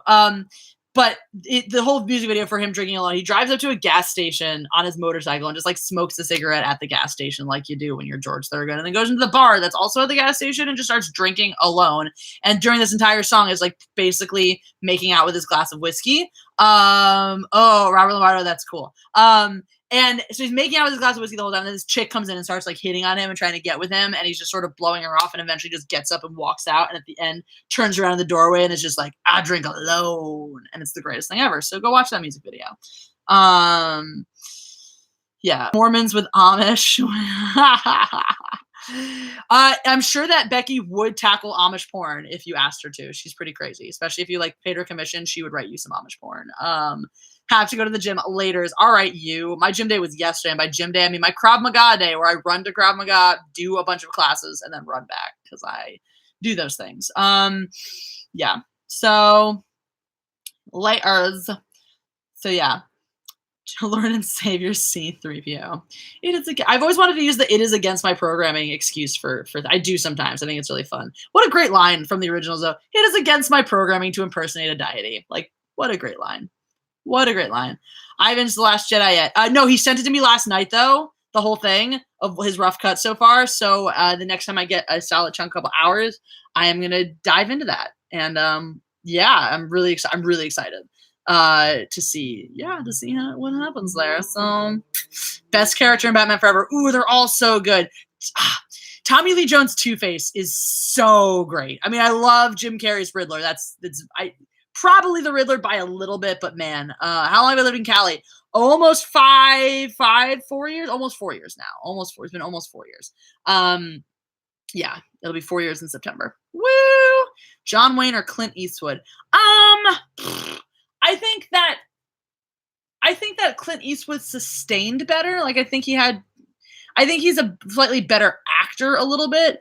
Young John Wayne though is so fine. Like Stagecoach, way back in the day. Like, young John Wayne is more attractive than young Clint Eastwood. Young Clint Eastwood was always kind of funny looking, but I think Clint Eastwood is a more interesting actor some of the times. So, read the Han Solo trilogy books. Hell yeah, I have. They are actually really good. Clint is Dirty Harry. Damn straight. So that's what I'm saying. I think that Clint is a little more interesting, a little more better. But yeah. Sorry.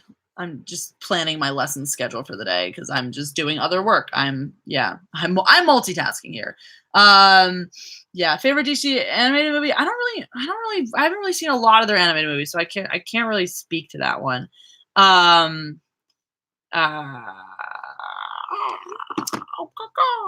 sorry. Yeah.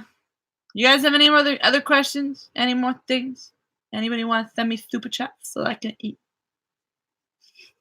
I want to eat. Yeah, 25,000 subscribers and Lego Batman is the best Batman. Oh, that is a good movie. What is this multitasking thing you speak of? You should try it sometime. Favorite droid, R2D2. I love R2. R2 is the shit. Yeah. And that goes for all droids for forever. Alan Tudyk's one is pretty good though from Rogue One. Goodness, why am I doing all the G&G? We should call it the Low Council. Ha! What's up, Voorhees? Favorite DC TV series? I haven't watched any of their TV series. I'm way behind on that shit. I'm still not caught up on the Marvel. I'm mostly caught up on Marvel. I just watched this season of Jessica Jones, which has not been as interesting as other seasons of Jessica Jones. But I need to go back and rewatch a couple episodes because I think the way I detoxed after one of those really drunk streams that should not have happened or like a drunk night where I needed to be more sober before I went to sleep. I think I watched like a bunch of episodes of Jessica Jones. I don't remember them. So that happens. I do want to watch Arrow. I've heard it's really cool. I've heard it's really cool then when you can when it gets intertwined with the Flash as well. So if you ever became a Marvel DC villain, who would you play as and why? I'd be like the reincarnation of Loki because duh. I think that just would be obvious. That's the whole thing is I very rarely, when I watch a movie, I very rarely watch it and want to be the female characters. I usually want to be the male characters. Maybe it's because they're better written. I don't know. There's some female characters I really like, and some I want to be like Charlize Theron in Atomic Blonde. Like I'd have that life. She's a badass. But in like superhero movies and stuff like that, a lot of the times I like a lot. Even I think that I dislike Scarlett Johansson a lot, but I really, really like her as Black Widow. And I still wouldn't want to be Black Widow. I'd want to be Tony Stark, or be Loki or things like that. So that's it's just me. I like men. Sorry.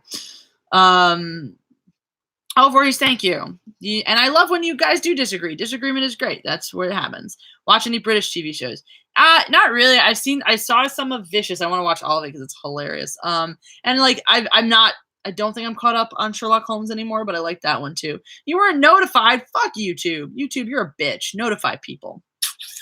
Terrible. Anyway, yeah. Yeah, you were Base Marine, I guess some people like you, or Bass Marine, I don't know whichever one that is. I guess YouTube likes you better than they like the other person. Johnny. My favorite Star Trek Captain Kirk. I'm a Kirk lady. I'm into the Kirk. Didn't know you were monetized. I am. Yeah, you can super chat the fuck out of me. It's so much fun when you do because then I get money. Yeah, I'm trying to make this work, guys. I'm trying to do. I'm like not a hardcore trekker, but I do like them. I do follow. Hype for Star Wars Episode 97. No. Favorite genre of television. I don't watch a ton of television. Like I watch shows that have been on, and I don't think I have a favorite genre. I think it's just when I hear of a show that sounds good, I watch it. I've been into the Marvel TV shows, so I don't mind the superhero stuff. I don't mind like crime shows, things like that. I don't usually sit down and watch a whole one of them. I loved Leverage. I don't know if you guys ever saw Leverage. That was really fun. That was like having Ocean's 11 as a mini movie every single episode. But yeah, I just anything that has good, compelling characters that I want to follow. It doesn't matter if it's a drama, if it's crime, if it's whatever, like comedy. I'm not big on sitcoms, I guess. I did love Parks and Rec. I'm not huge on sitcoms though, so that's where I don't, Or do I work at Starbucks? No, I don't. Voorhees, thanks for the super chat. Keeping awesome. Congrats on your success. Thank you so much. It's been a crazy fun journey, and the ride just continues and continues and continues. So really, really cool. Really, really cool. Really, really fun. Good to be here. It was really interesting. It was really fun too, in spite of the like one or two people who got all pissy. That you guys stuck around when we started talking politics, which was cool. And yeah. And so thank you for that. Thank you for being willing to stay along with it, because I know that's a really heated topic. And of course I'm going to say things that piss you off or rub you the wrong way, because we're not going to agree on everything. And that's okay. That's healthy. That's fine. We're going to have different opinions. We're allowed to have those opinions. We're allowed to disagree with those opinions. And that's the whole thing. Like, if you guys ever disagree with me, tell me about it. I want to know. I'm not going to dismiss you off. Like, I might flippantly do it. You know me. I might just be like, oh, well, you think that you're wrong. Blah. But if you ever want to actually have a discussion, if you're ever like, no, seriously, Jesse, talk about this, because I disagree with you and this is what I think. What do you think? I'm happy to do that. You know, if you've heard me, and that's the thing, like, I'm open to debating people. If you've ever heard me talk about something and you're vehemently opposed, or you're very much on the opposite side of it, and you're like, let's do a debate. Like, if you want to go live and we can do it, just no faces, you know, if you don't like to have your face out there, if it's not as beautiful as my face, woo, I'm more than happy to do that. Like, I'm more than happy. Clooney is the worst Batman. That's a fact. But Val Kilmer's a very pretty Batman. Yeah, like, I'm always up for the dissent, guys. You can believe and feel whatever you want. I really actually, and this is something I intend to do. I have a friend, you guys have seen Kelly in a couple of my videos before. Just subscribe to Nerdbite if you haven't yet. Let me get that for you, because Kelly's really fun. I don't know if she's been making any, I don't think she's making any videos recently, because she still hasn't been well, but she is getting better, and she is going to be doing more things soon when she is better. So make sure you're subscribed so you get notifications when she starts doing stuff again. So Kelly is a really interesting person, because she and I feel very similarly about a lot of topics, and yet we differ in some key ways. She liked The Force Awakens a lot. She liked The Last Jedi. And I intend to debate her on that at some point. Right now, because of her condition, she can't articulate well, and stress gives her migraines, so she can't right now. But at some point, when she's she did a health update video the other day. Oh yeah, she did do that. Yes. So she does have a diagnosis, so she's hopefully getting better and stuff like that. But I would love to personally disagree on capital punishment. You're allowed to, and I totally understand people who do. I just hate people, so I want them all to die. And church is involved in fighting the separation of families entering the U.S. Good. And that's a tip. And that look, and that's and of course it's fucked up to separate parents and children, but at the same time, the flip of that is, and I don't think the administration handled it well at all, but at the same time, it is a difficult issue. Because a lot of the separation that's happening is has to do with criminal behavior and things like that. Not all of it, you know, but if you have somebody enter the U.S. with a child, and they commit a crime, and they're there illegally, what the fuck do you do? It's hard. It's difficult. And you need a lot of infrastructure in place to deal with these sorts of things, you know? And as long as you get drinks and be cool afterwards, debate is always welcome. It's fun as hell. It is. It absolutely is. I've had people, I've had practically shouting matches, and we're still being respectful. That's the thing. If you're going to go into it with me, be aware, I'm going to get heated. I'm going to get intense, right? I'm not going to personally attack you. I'm not going to criticize you as a person. I'm not going to insult you as a person. It's going to be intense. It's going to be hard. I'm going to challenge you. It's what's going to happen, but I'm going to respect you. I'm going to respect your viewpoints. And at no point am I going to say, well, I just don't like you as a person anymore. I don't respect you as a human being anymore because you said something in a certain way, right? The only time I'm going to do that is if you act like an asshole to me, is if you want to call me names or shoot me down or label me or put me in a box because I say something you disagree with. Then we're done, right? But aside from that, fuck it. Penalty death penalty should only be used on rapists, drug dealers, and warlords, my personal opinion. I think certain murderers should probably be included in that. I don't see a problem with if you murder a lot of people. That's probably a bad thing. But that's a fair point. That's a very fair perspective. Yeah, I just think for something like people like rapists, like I'm down for the death penalty for rape. Again, I'm down for the death penalty for like everyone. Oh, you shoplifted 3 times, you should probably get the death penalty. Not actually, but rapists, like that, at that point, you've demonstrated an utter lack of respect for other people. Like, no, you don't get to be here anymore. Fuck you. Screw you. Making tea. Now I'm back. What did I miss? We're killing the rapists is what's happening now. You clearly like drinking. I don't drink, but would love to sip Coke while you and the G&G crew have drinks. Jeremy doesn't drink either, so there you go. Sex is more fun when it's consensual. It's certainly a lot easier You know, I mean, if it's not consensual, you're constantly worrying about restraining the other person or like making them unconscious. And if they're unconscious, then you're just like having sex with them. You might as well just go fuck a blow up doll at that point. You know, like what's the point? So, do I like Thor in Ragnarok? I think Thor's character is inherently the same. I don't think his character has like he's gone through certain transformations and growths, and they've all been fairly obvious and standard. I don't think him as a character has actually changed that much. I didn't personally notice any differences, any drastic like, oh, his character is so different in Ragnarok than anywhere else. So, yeah. The perfect answer about the rape thing. Dear God, I'm gonna get. My friend just got kicked off of Facebook for 30 days because he said that if you illegally immigrate into this country, you are a criminal because the act of immigrating illegally is a criminal act. And certainly very polarizing topic, certainly very harsh. I would certainly want to talk a little more about him and to clarify what he thinks should be done with that. But it's a fair statement. He's allowed to say it. He's totally allowed to say it. And that didn't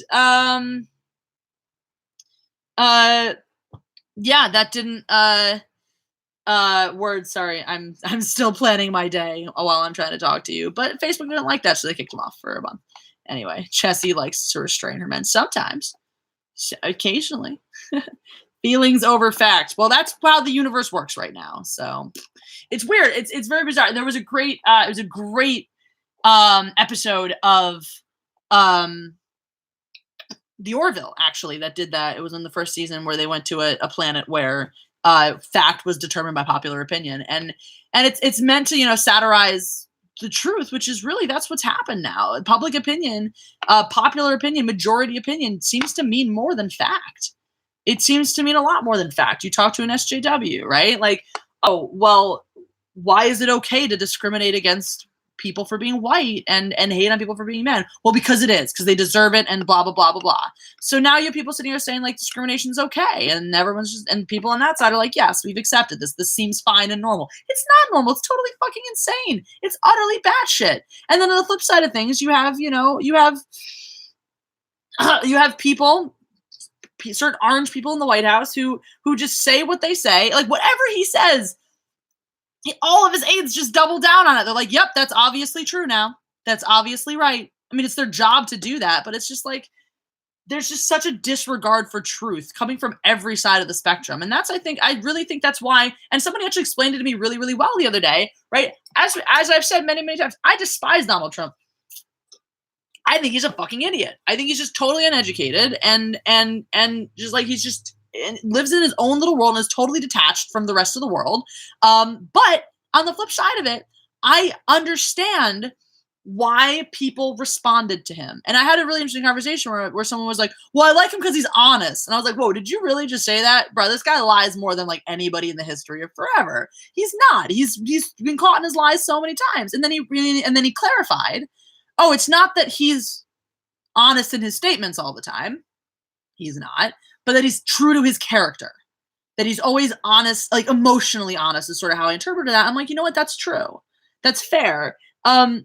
He is, what you're getting. What you're getting is someone who's completely unhinged and narcissistic. But it's so sad that we've gotten to a point as a country that we'd rather have a narcissistic crybaby because at least we know he's a narcissistic crybaby than any other politician who we feel is duplicitous and shows us, and is not true to their nature. So it's so sad that is how far politics have fallen. And but like, I get it. I understand that idea. I understand that concept. Most human beings just want to feel like, and that's the thing, is when you get so duplicitous, people don't connect with you. That was a problem. That was a problem with Hillary Clinton. That was, I think, probably the biggest problem with Hillary Clinton, right? I will say the biggest problem. Based on what she's done and the things she's done as a politician, honestly, guys, hold her up next to other politicians. They're the same. Politicians are all terrible, horrible, scummy people. The problem with Hillary Clinton is the fact that you never felt like you were getting a genuine human. That because of, and part of it is a product of the what she rose up in. You know, she was trying to make a name for herself in politics when not a lot of other women were doing it, and she was doing it in a very different way. And so there are again, you are responsible for what happens to you. I'm just explaining where some of these things came from, right? Is because of that niche, she spent a long time cultivating a persona, a public whatever, this is who I am, this is politician Hillary Clinton. And the problem with that was that it's so layered in this political persona that nobody knew, no one ever felt like they knew her or knew who she was. I mean, that was one of the biggest things, and you have to understand, and that's the thing the Democratic Party does not understand. Well, they got the program with Obama, but aside from that, like, the reason that one of the big reasons George W. you heard people say this all the time, George W. Bush, people loved him because they felt like he was a guy that could sit down and have a drink with him. And that's emotional reasoning. People reason emotionally more often than not, more often than anything else. And that's a problem. Is like, yeah, me personally, I want someone intellectual in that office. I want someone who's way fucking smarter than me in that office. I don't want someone I can sit down and immediately relate to and understand, because I want them to be smarter than I am. But that's not most people. Most people have, and some of that's a failing of our country, that most people just don't have the education they deserve to have. So their way through the world, right? Because they don't have a country that's taught them how to think on a certain level, is that they feel emotionally. They understand how to navigate the world. We instinctually know how to navigate the world emotionally. So someone like George W. Bush appealed to people's emotional reasoning. He was the everyman. He was likable. He was, enjoyable. Obama was that for a lot of people too. A lot of people responded. A lot of young people responded because he was young and he was sort of hip with the lingo and he was whatever. So people came out. People who didn't vote came out and voted for him because he had that personality, right? And then you went back, and then you had Hillary Clinton, who just doesn't have that. And that was the same problem when they ran Al Gore against George W. Bush. He didn't have that. He's an incredibly intelligent human being, and less scummy than a lot of other politicians. But he didn't have the charm. You have to appeal to people's emotions. You have to. That's like the only way you get things. People usually have more emotions than intelligence. Absolutely. And even when they don't, right? Even when they are, look, I'm a person, I consider myself an educated person. I consider myself a highly intellectual person. I value intellectualism. I value reasoning. I value thought. But I have more emotions than thought most of the time. Like, I describe myself as a emotions-led intellectual. Yes, I back everything up with reason and thought, but I get to where I'm going in everything, right? Because of my feelings. I trust my feelings. I follow my feelings. And a lot of times I find truth in them. And sometimes I don't. Sometimes I have to backtrack and backpedal and be like, whoa, that was just all heart and no logic. But I do that. Postmortem 666 says, keep shooting straight and speak truth. Speak of the truth. Cheers. Thank you. Thank you for your super chat. At least you don't have a Mormon president. That would have been bad. I would not have liked a Mormon president. But anyway, that's just how it is. Like, people, you have to appeal to people's emotions, and that is what Donald Trump did. He understood that. He continues to do that. He absolutely continues to do that, and that's why he continues to have support. I was talking to some people about this. All three of us were opposed to Donald Trump and do not like him, but all three of us agreed that it wouldn't surprise us if he won, if he ran again and won. It wouldn't. I mean, provided that he doesn't, go to jail for something in that amount of time. Like, that's, guys, if you want corruption, this man used funds from his personal charity to fund his election campaign. Like, that's corruption at the highest. In terms of the actual deeds that he does, he's just like all the other politicians in that level of corruptions. Voorhees, it seems if you're openly Republican or conservative and you're trying to make it in Hollywood, you can kiss those Hollywood dreams goodbye, and I'm not okay with that. Yeah, that's I mean, there are some people who are openly Republican in Hollywood. They don't speak about it very often, but they've already made it. No, but you can see with Ethan Van Sciver, and that's something I feel for him. I have a great respect for him too. Ethan and I definitely disagree politically a lot. Like, if we ever talked about politics, we'd probably be screaming at each other. But we well, or maybe not, because we both can have good conversations about things. I do think, though, and this is the thing, right? Ethan is definitely one of the people on the High Council, probably the furthest to the right. And yet one of those reasons is he was a right-leaning person, a conservative person in a very liberal field, and he has taken so much hate for that. He has been attacked and assaulted for that being on the right, and I feel like that's probably pushed him further to the right and forced him and made him dig down and dig his heels in. And as someone who's like very quick-witted and sarcastic, you know, he sort of embraced a lot of these more extremist ideals, I think, very much as a way to get his point across. But it just, like, for me, looking at that, I mean, that's a to be open about his political views in a climate that rejects him is a brave thing, and he's taken heat for it. And even looking at things like Ben Shapiro, right? Again, I don't agree with Ben Shapiro on a lot of things. There are things he says that piss me off a lot. But the fact that, you know, he was working for Breitbart and he had the balls to come out and talk against Donald Trump in spite of pressures, you know, that's ballsy. That takes a lot of guts to say, like, look, I'm not about this. I'm not about this guy. I'm not afraid to criticize this guy. I'm not jumping on the bandwagon just because you said I could. Oh, did we get droid audio again? Fucking KK. Get out of my feed. Lucasfilms, you have no place here. But yeah, so Ben Shapiro left Breitbart. He was assaulted with anti-Semitism, which, like, lowest form of low scum, like the scum of the earth, right there, to sit there and use bigotry as your jumping off point, and that's like fucking Christ. But yeah, so that's and so respect for him for standing up for that and for saying, and also to continue. That's another thing I can respect a huge amount, right? To be someone who comes out and talks about free speech, is a proponent of free speech, to face people who are like, hate speech is evil, hate speech is terrible, ban hate speech, ban these words, ban that words. He's been a victim of hate speech. He has been assaulted and attacked over it, and that's the whole thing. It's not that people who are super pro free speech are pro hate speech or want hate speech. But the whole point is, and the whole idea is, if we can have intellectual conversations, if we can have intellectual discussions and talk about these things, there's no need for it. Hate speech goes away organically because you stop having this clash of ideologies. That's, I hate you because you're a Jew, I hate you because you're a this, I hate you because you're a that, or I hate you because you hate those things. You know, I hate you because you don't think that there should be a gay person in every TV show or a black person in every movie. You know, like, that's, you don't have those clashes of ideology anymore. If everyone's just having these conversations, the need for hate speech just organically goes away. And that's what people don't understand, right? People like Ben Shapiro, people like Dave Rubin are not out there saying, yeah, let's use the N-word, everybody. You know, they think it's terrible, but they want to promote a school of thought where people come to that understanding on their own, where I don't have to default to racial slurs because I have been promoted to think. I have been encouraged to think about the things I'm going to say and talk about the things I'm going to say. Which is, again, why I think it's really stupid that they'll do things like, you know, embrace Alex Jones or Milo Yiannopoulos.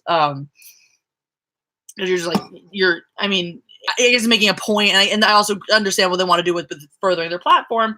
But at that point, it's like you're no longer you are no longer the thing that you are claiming to be. Anyway, words. Yeah, the only thing we should hate is hate. Exactly, and that's why. And that's honestly, that's why the SJWs deserve hate and get hate, because they're a hate group. That's SJWs are a hate group. That's what they are.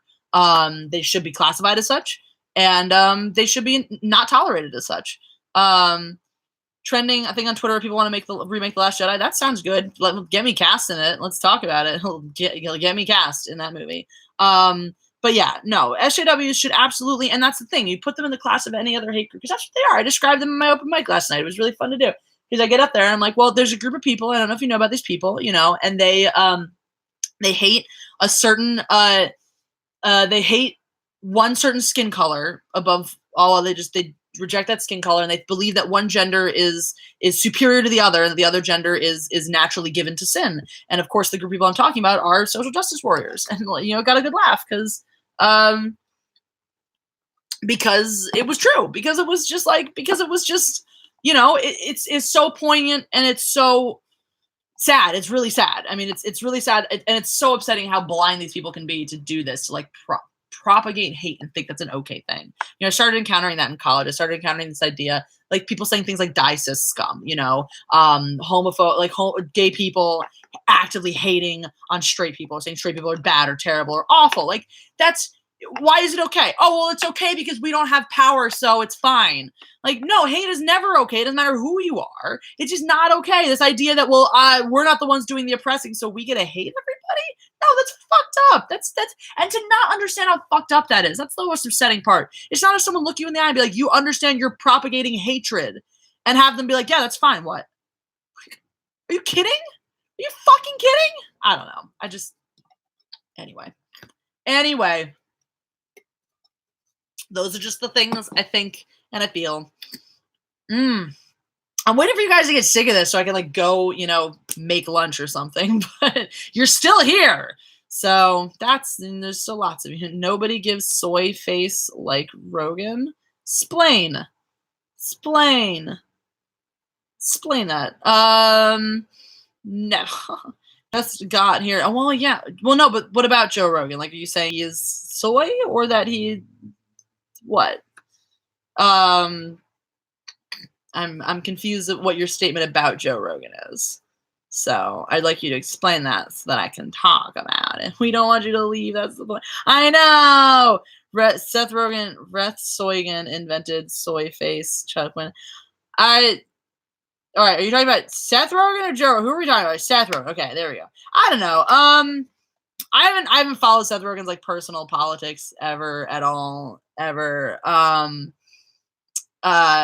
So I don't know. I think his comedy is hilarious. I do. Yeah, Joe Rogan is Joe Rogan and Seth Rogen are very different people, and we should not confuse them ever. And again, that's a whole thing for me too, and that's the thing, right? And I'm again walking the walk here, right? If I'm gonna interact with people like Ethan Van Sciver, even though we disagree politically, right? I'm not going to like I haven't seen any evidence that Seth Rogen has injected identity politics into like the films that he does or things like that. If Seth Rogen espouses that stuff, but still makes funny movies, I'm still going to go see his movies. It's not like people's personal politics don't affect my digesting the material they put out. Oh, it's only if the two become intertwined, and like, that's a thing. Honestly, I definitely have a higher tolerance for some of that stuff that people call like SJW politicking than other people, because I grew up in a situation. I went to places where like that diversity, seeing diversity and having diversity in things to me is normal. Like, that's fine. I don't see it and go like, oh my God, they're forcibly injecting black people into this movie. Like, I don't care. So in some ways, and part of the point is, listen to me because I'm a better authority on this shit. I don't see a movie and knee jerk because I see a gay couple or I see this and go, oh my God, SJW, right? I will tell you straight if there are identity politics being pushed in the film. Because a film with diversity is not necessarily an SJW film. A film that uses it correctly or has it right, or even draws any attention to a gay couple, or even discusses gay rights at all, right, is not necessarily a SJW film. Love, Simon, for example, is about a boy in high school coming to terms with the fact that he's gay, right? That is not an SJW movie, guys. It is not. It is a cute little chick flick about a guy. It's very standard type of high school coming of age story that happens to have a gay character. It happens to center around a gay character coming out. That's a normal coming of age issue for some people, right? Yes, it only affects a small percentage of the population, but we don't go to see movies to see, our ordinary daily life. Sometimes that's fun. Sometimes that's good, but when you watch something like Mean Girls, right? You're looking at this movie centers around people who, by the way, are ridiculously wealthy. These are incredibly rich people. That's not representative of the majority of the population. This, dare I say it, the 1%. So if you're looking at a statistic that says 1.6% of the population is gay, that's a number someone quoted at me recently. I have nothing to verify. I've heard widely varying sources on that, but the lowest number I've seen is like 1.6% gay, right? Of the population is gay. Great. 1% of the population is as wealthy as Regina George, and we made a movie about that and everybody watched it. And let's face it, everyone else in that movie was equally as rich because they lived their super rich lives. So that's a movie about 1% of the population, and we still watch it and like it and find it funny. I don't have a problem with that. It's not like terrible. Oh my God, we should never make movies about gay people because they're such a small part of the population. That is not. But making a movie about a boy coming out and dealing with that and how it affects him is not inherently an SJW movie. Tony's calling. That's weird. it's not inherently an SJW movie, right? It's just a movie about a gay person. Not everything gay is SJW. As we've come into this conversation many, many times, not everything transgender is SJW. And this is a really big problem for transgender people who are not SJWs, is that because of the way that they're dealing with these issues and the pronoun issues, regular, ordinary transgender people that want nothing to do with this social justice bullshit are getting dragged into this and are getting harassed because of it. So, problems. So problem. But the point is like, if you want to know if a movie is SJW, right, talk to me. Because I will let you know. I'll be like, look, there's diversity in this film. And it's handled in this way that makes it digestible and not horrifying, right?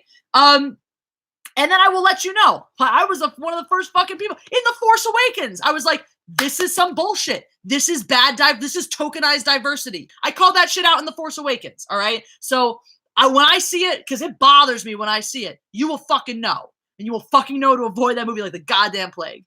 Yeah, I just got your shirt in the mail. Can't wait to offend. Tony Clark, thank you. Thank you for the euros. I'm glad you got my shirt. That's so exciting. Definitely when you wear it, definitely like take a selfie of wearing it in public, preferably with the horrified faces of children nearby, and post it on Twitter when you do. Tag me. I'm so excited to see this. Yeah, if you guys have my shirt, if you don't and you like offending the general populace, bam. Nope, that's Kelly's channel, but that's cool too. Go to that. Subscribe to Kelly's channel. That was the wrong link. But yeah, if you want to go offend the general populace, wear this shirt in public, and it'll be fun. And then post pictures on Twitter, and it'll be great. And if you do things like that, I don't know, if you post pictures of wearing this shirt out in the world onto social media and tag me, I may give you the next shirt I make for free. That's the thing that might happen. Who knows? There will be a new shirt. There'll be a really new shirt. There will be a very, very new shirt coming out very, very soon. A very, very new shirt. Very new. That's going to be your classic mindless entertainment. It's just going to have the cow. It's going to say mindless entertainment. It's going to be super fun. And then after that, probably, in a reasonable amount of time, I do have plans for a Meant to Offend shirt. It's going to have me again in a really cool stylized way. Becky Embers gave me a prototype design. I'd love her to design the regular one for it as well. And it's just going to say, if you're offended, good. So if you guys like the Meant to Offend series, that's the thing that's going to be coming at you real soon. So, yeah.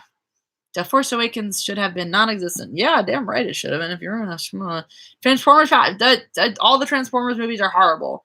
The toys were cool. The concept of Transformers is fine. The movies are all abysmal, and I hate them. The end. So, Jesse, go eat. Hunky Chunky Funky Monkey would like me to go eat some food. I think it's probably a good idea. I think it's probably about that time. I should probably go deal with, everything that's happening in my world right now. And maybe see if my hot water's back on so I can take a shower before I, go to work. Yeah, Ethan Cyberfraud campaign is at, oh my God, it's almost at 300,000. That's insane. He asked for 8,000 and he's at nearly 300,000. That's fucking crazy. I just hope that, when I get so many subscribers, I can crowdfund something too. I'm writing a book. I'm doing a really bad job of it, but I am writing a book. So when it gets close to being done, I'm going to, pitch it to you guys. And if you like it, I'll self-publish it and you can read my book. It's a fantasy novel. Never write fantasy novels. So stuff like that. So, all right, I'm going to go, good morning, Ned Kelly. Voorhees, 7 was good. 8 could expand by, no, fuck you, Change. Yeah. Yep. Thanks for the super chat, and you right. Ryan Johnson should be non-existent too, if only. Ooh, fuck! I just realized that I haven't watched season 2 of The Handmaid's Tale yet, and I need to. That one's great. That one's fun. It's really interesting, and it's again also not SJW. If you guys don't know this, The Handmaid's Tale is based on a book written by Margaret Atwood forever ago. So it's not like it was before SJW was a thing, right? And it's a future dystopian concept. What's so fun about it is it's like, what if we took this idea and took it too far, right? So it provokes a lot of thought in a certain area, in a certain it's about Islam, but they pretend it's not Islam. Well, it's actually not about Islam. It's about religious extremism in any form, because Christian extremism does look like that. Orthodox Judaism taken to the extreme does look like that as well. The Abrahamic religions, however you fucking pronounce it, the Islam, Judaism, Christianity when you take them to that extreme, are incredibly oppressive to all of its members. You know, men and women alike, because it's a very oppressive type of thought. It puts you into a very, you know, like certain type of mold. But are you just calling me Cecil now? Most Christians refuse to give up on people. That's not a bad thing. Okay, so there's a thing, right? There's a difference in the world between Christians and people who call themselves Christians. And so I really like to differentiate, because Christians, the whole idea of being a Christian is nice. I'm not one. I'm a Jewish person, and there's a lot of similarities. The thing is regular Jewish people and regular good Christian people get along, because we're all saying the same things, basically. We're all just want love and happiness and acceptance and everyone to get along and feel good and stuff like that. And we don't want to force our beliefs on other people. We just want to live and let live, and that's nice. We believe that and like that's the thing is most forms of Christianity really think if you're an inherently good person, it doesn't matter. Right? It doesn't matter if you pray to Jesus every day or something. If the more important thing, and that's where it gets twisted, is when people think that like embracing Jesus Christ as your Lord and Savior is more important than being a good person, and then we'll go out and therefore be a bad person in the name of making other people embrace Jesus Christ as their Lord and Savior. It's not. Like the most important things is being a decent fucking human being. So, and that's like, and same thing, most Islam, most of is like just a traditional Muslim person, more or less feels the same things, wants the same things, right? It's just, why is Islam, why do you see, Islamic extremists doing things and stuff like, why do you see more Islamic extremism than like crazy Christian cults, etc. and stuff like that? Well, you have in the past. You've had that in the past. Jews have just never been powerful enough to do that much fucked up shit. But there have been plenty of times in the past where you've had that, but it's run its course, it's run its cycle. Islam is a newer religion, and it's honestly going through some of its growing pains still. So there's nothing inherently bad or wrong with Islam. Again, it's like, at that, you talk about like, so Islam, okay, well, it's wrong to force women to do these things, and where, yeah, okay, absolutely. But Orthodox Judaism does the same fucking shit, right? Orthodox Judaism forces women to cover up in very similar ways. So it's not different than that in that regard. It's just when religion becomes a tool for hatred or violence or anger, you have bastardized it and you have taken out of its original context. Most standard religions are about people loving each other, being good people, asking, just stuff.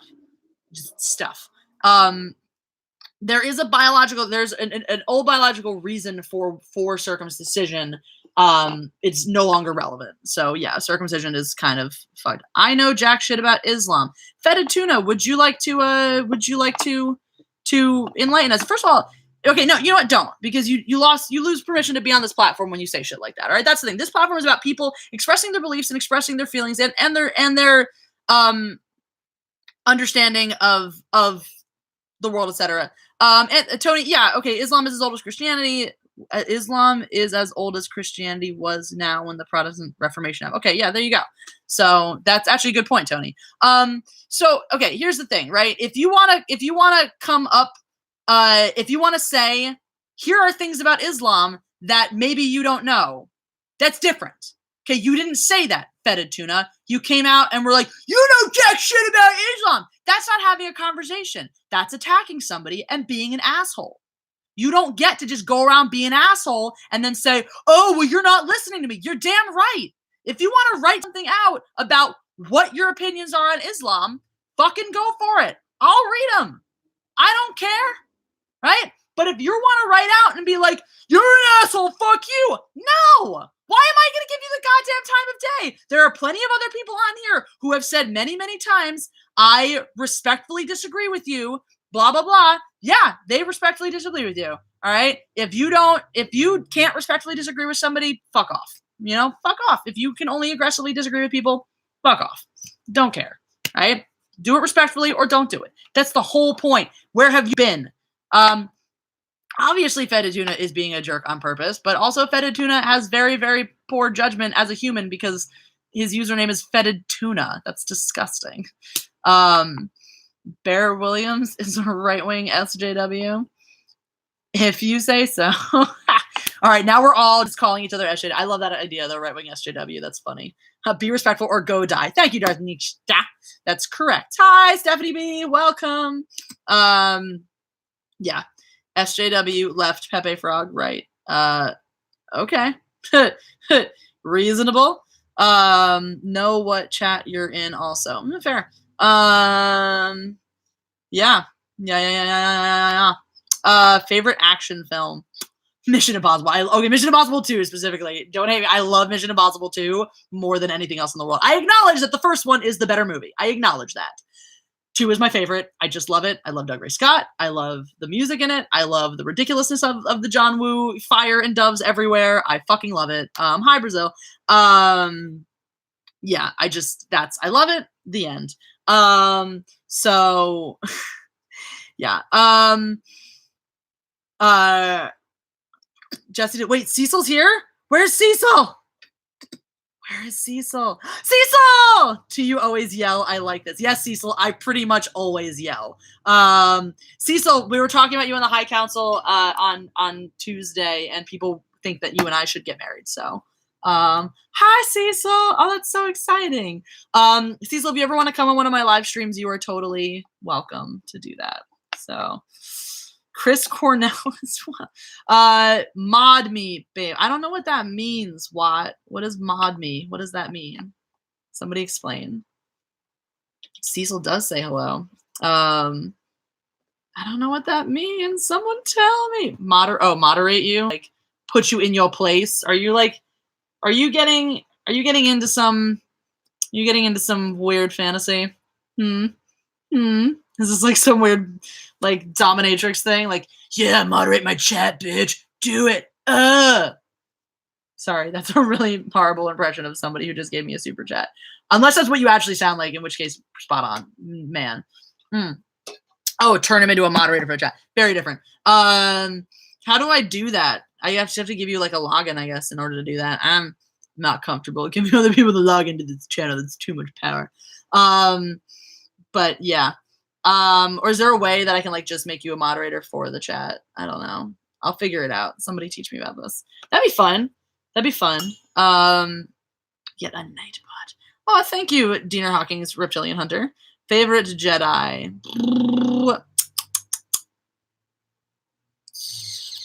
Who's my favorite Jedi? Maybe Mace Windu. I like Luke, but like maybe Mace Windu. His chat will never end. It will never end. Oh, guys, I do have to kind of go though. We already talked about my favorite actor. You missed it. You Google it when you go and yes. Team Qui-Gon. Tony likes Qui-Gon. Qui-Gon's a good choice. Qui-Gon's a very good choice. Worst pickup line anyone's used on you. I don't remember. I know there have been some real like. I will say there was this one really funny one. I met a guy, and we were texting afterwards, and he was this really sweet, nice dude, and so it was totally uncharacteristic and totally unexpected when he texted and was like, "Here's an unsolicited dick pic," and I was like, "What?" But the image didn't load, so I was like, "Dude, bro, what the fuck?" Like it didn't load, but thank goodness. And he was like, "No, it was a picture of Richard Nixon," and I was like, "Oh."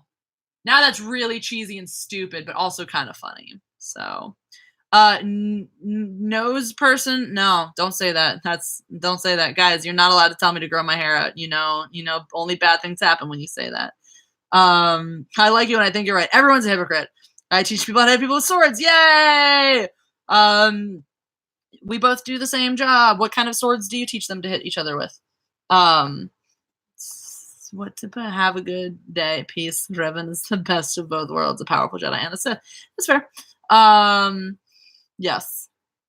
Short hair does rock. Anyone who says otherwise can fuck themselves. All right. Jesse needs to go, though, because, like, I gotta leave for work soon-ish.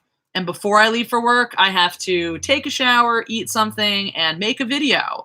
Today we're going to be reviewing Becky Ember's awesome Star Wars erotica. So it's going to be fun. It's going to be a great review.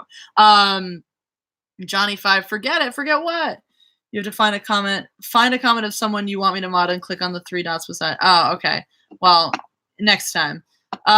next time. Guys, thank you for being here. Thank you for joining me. Check out the video I drop later because it'll be great. Buy my t-shirt if you haven't. And then buy my other t-shirt that's going to come out probably tomorrow along with my Jurassic World review. So I'm going to try to do what I did with my Hereditary review, where the first half of the review will be spoiler free, or the first chunk of it. I'll just give you my impressions, my feelings, my thoughts, etc., without giving away anything. And then I will let you know when the spoilers are coming in and spoil the fuck out of it. So, hooray. Don't delete this video. It's too much fun to look back on. This was a good one. This is not getting deleted. I only delete the ones where I look back and I'm like, I was way too drunk. So, yay. Bye, everybody. Thank you for being here. You guys are the best, and you're my favorites.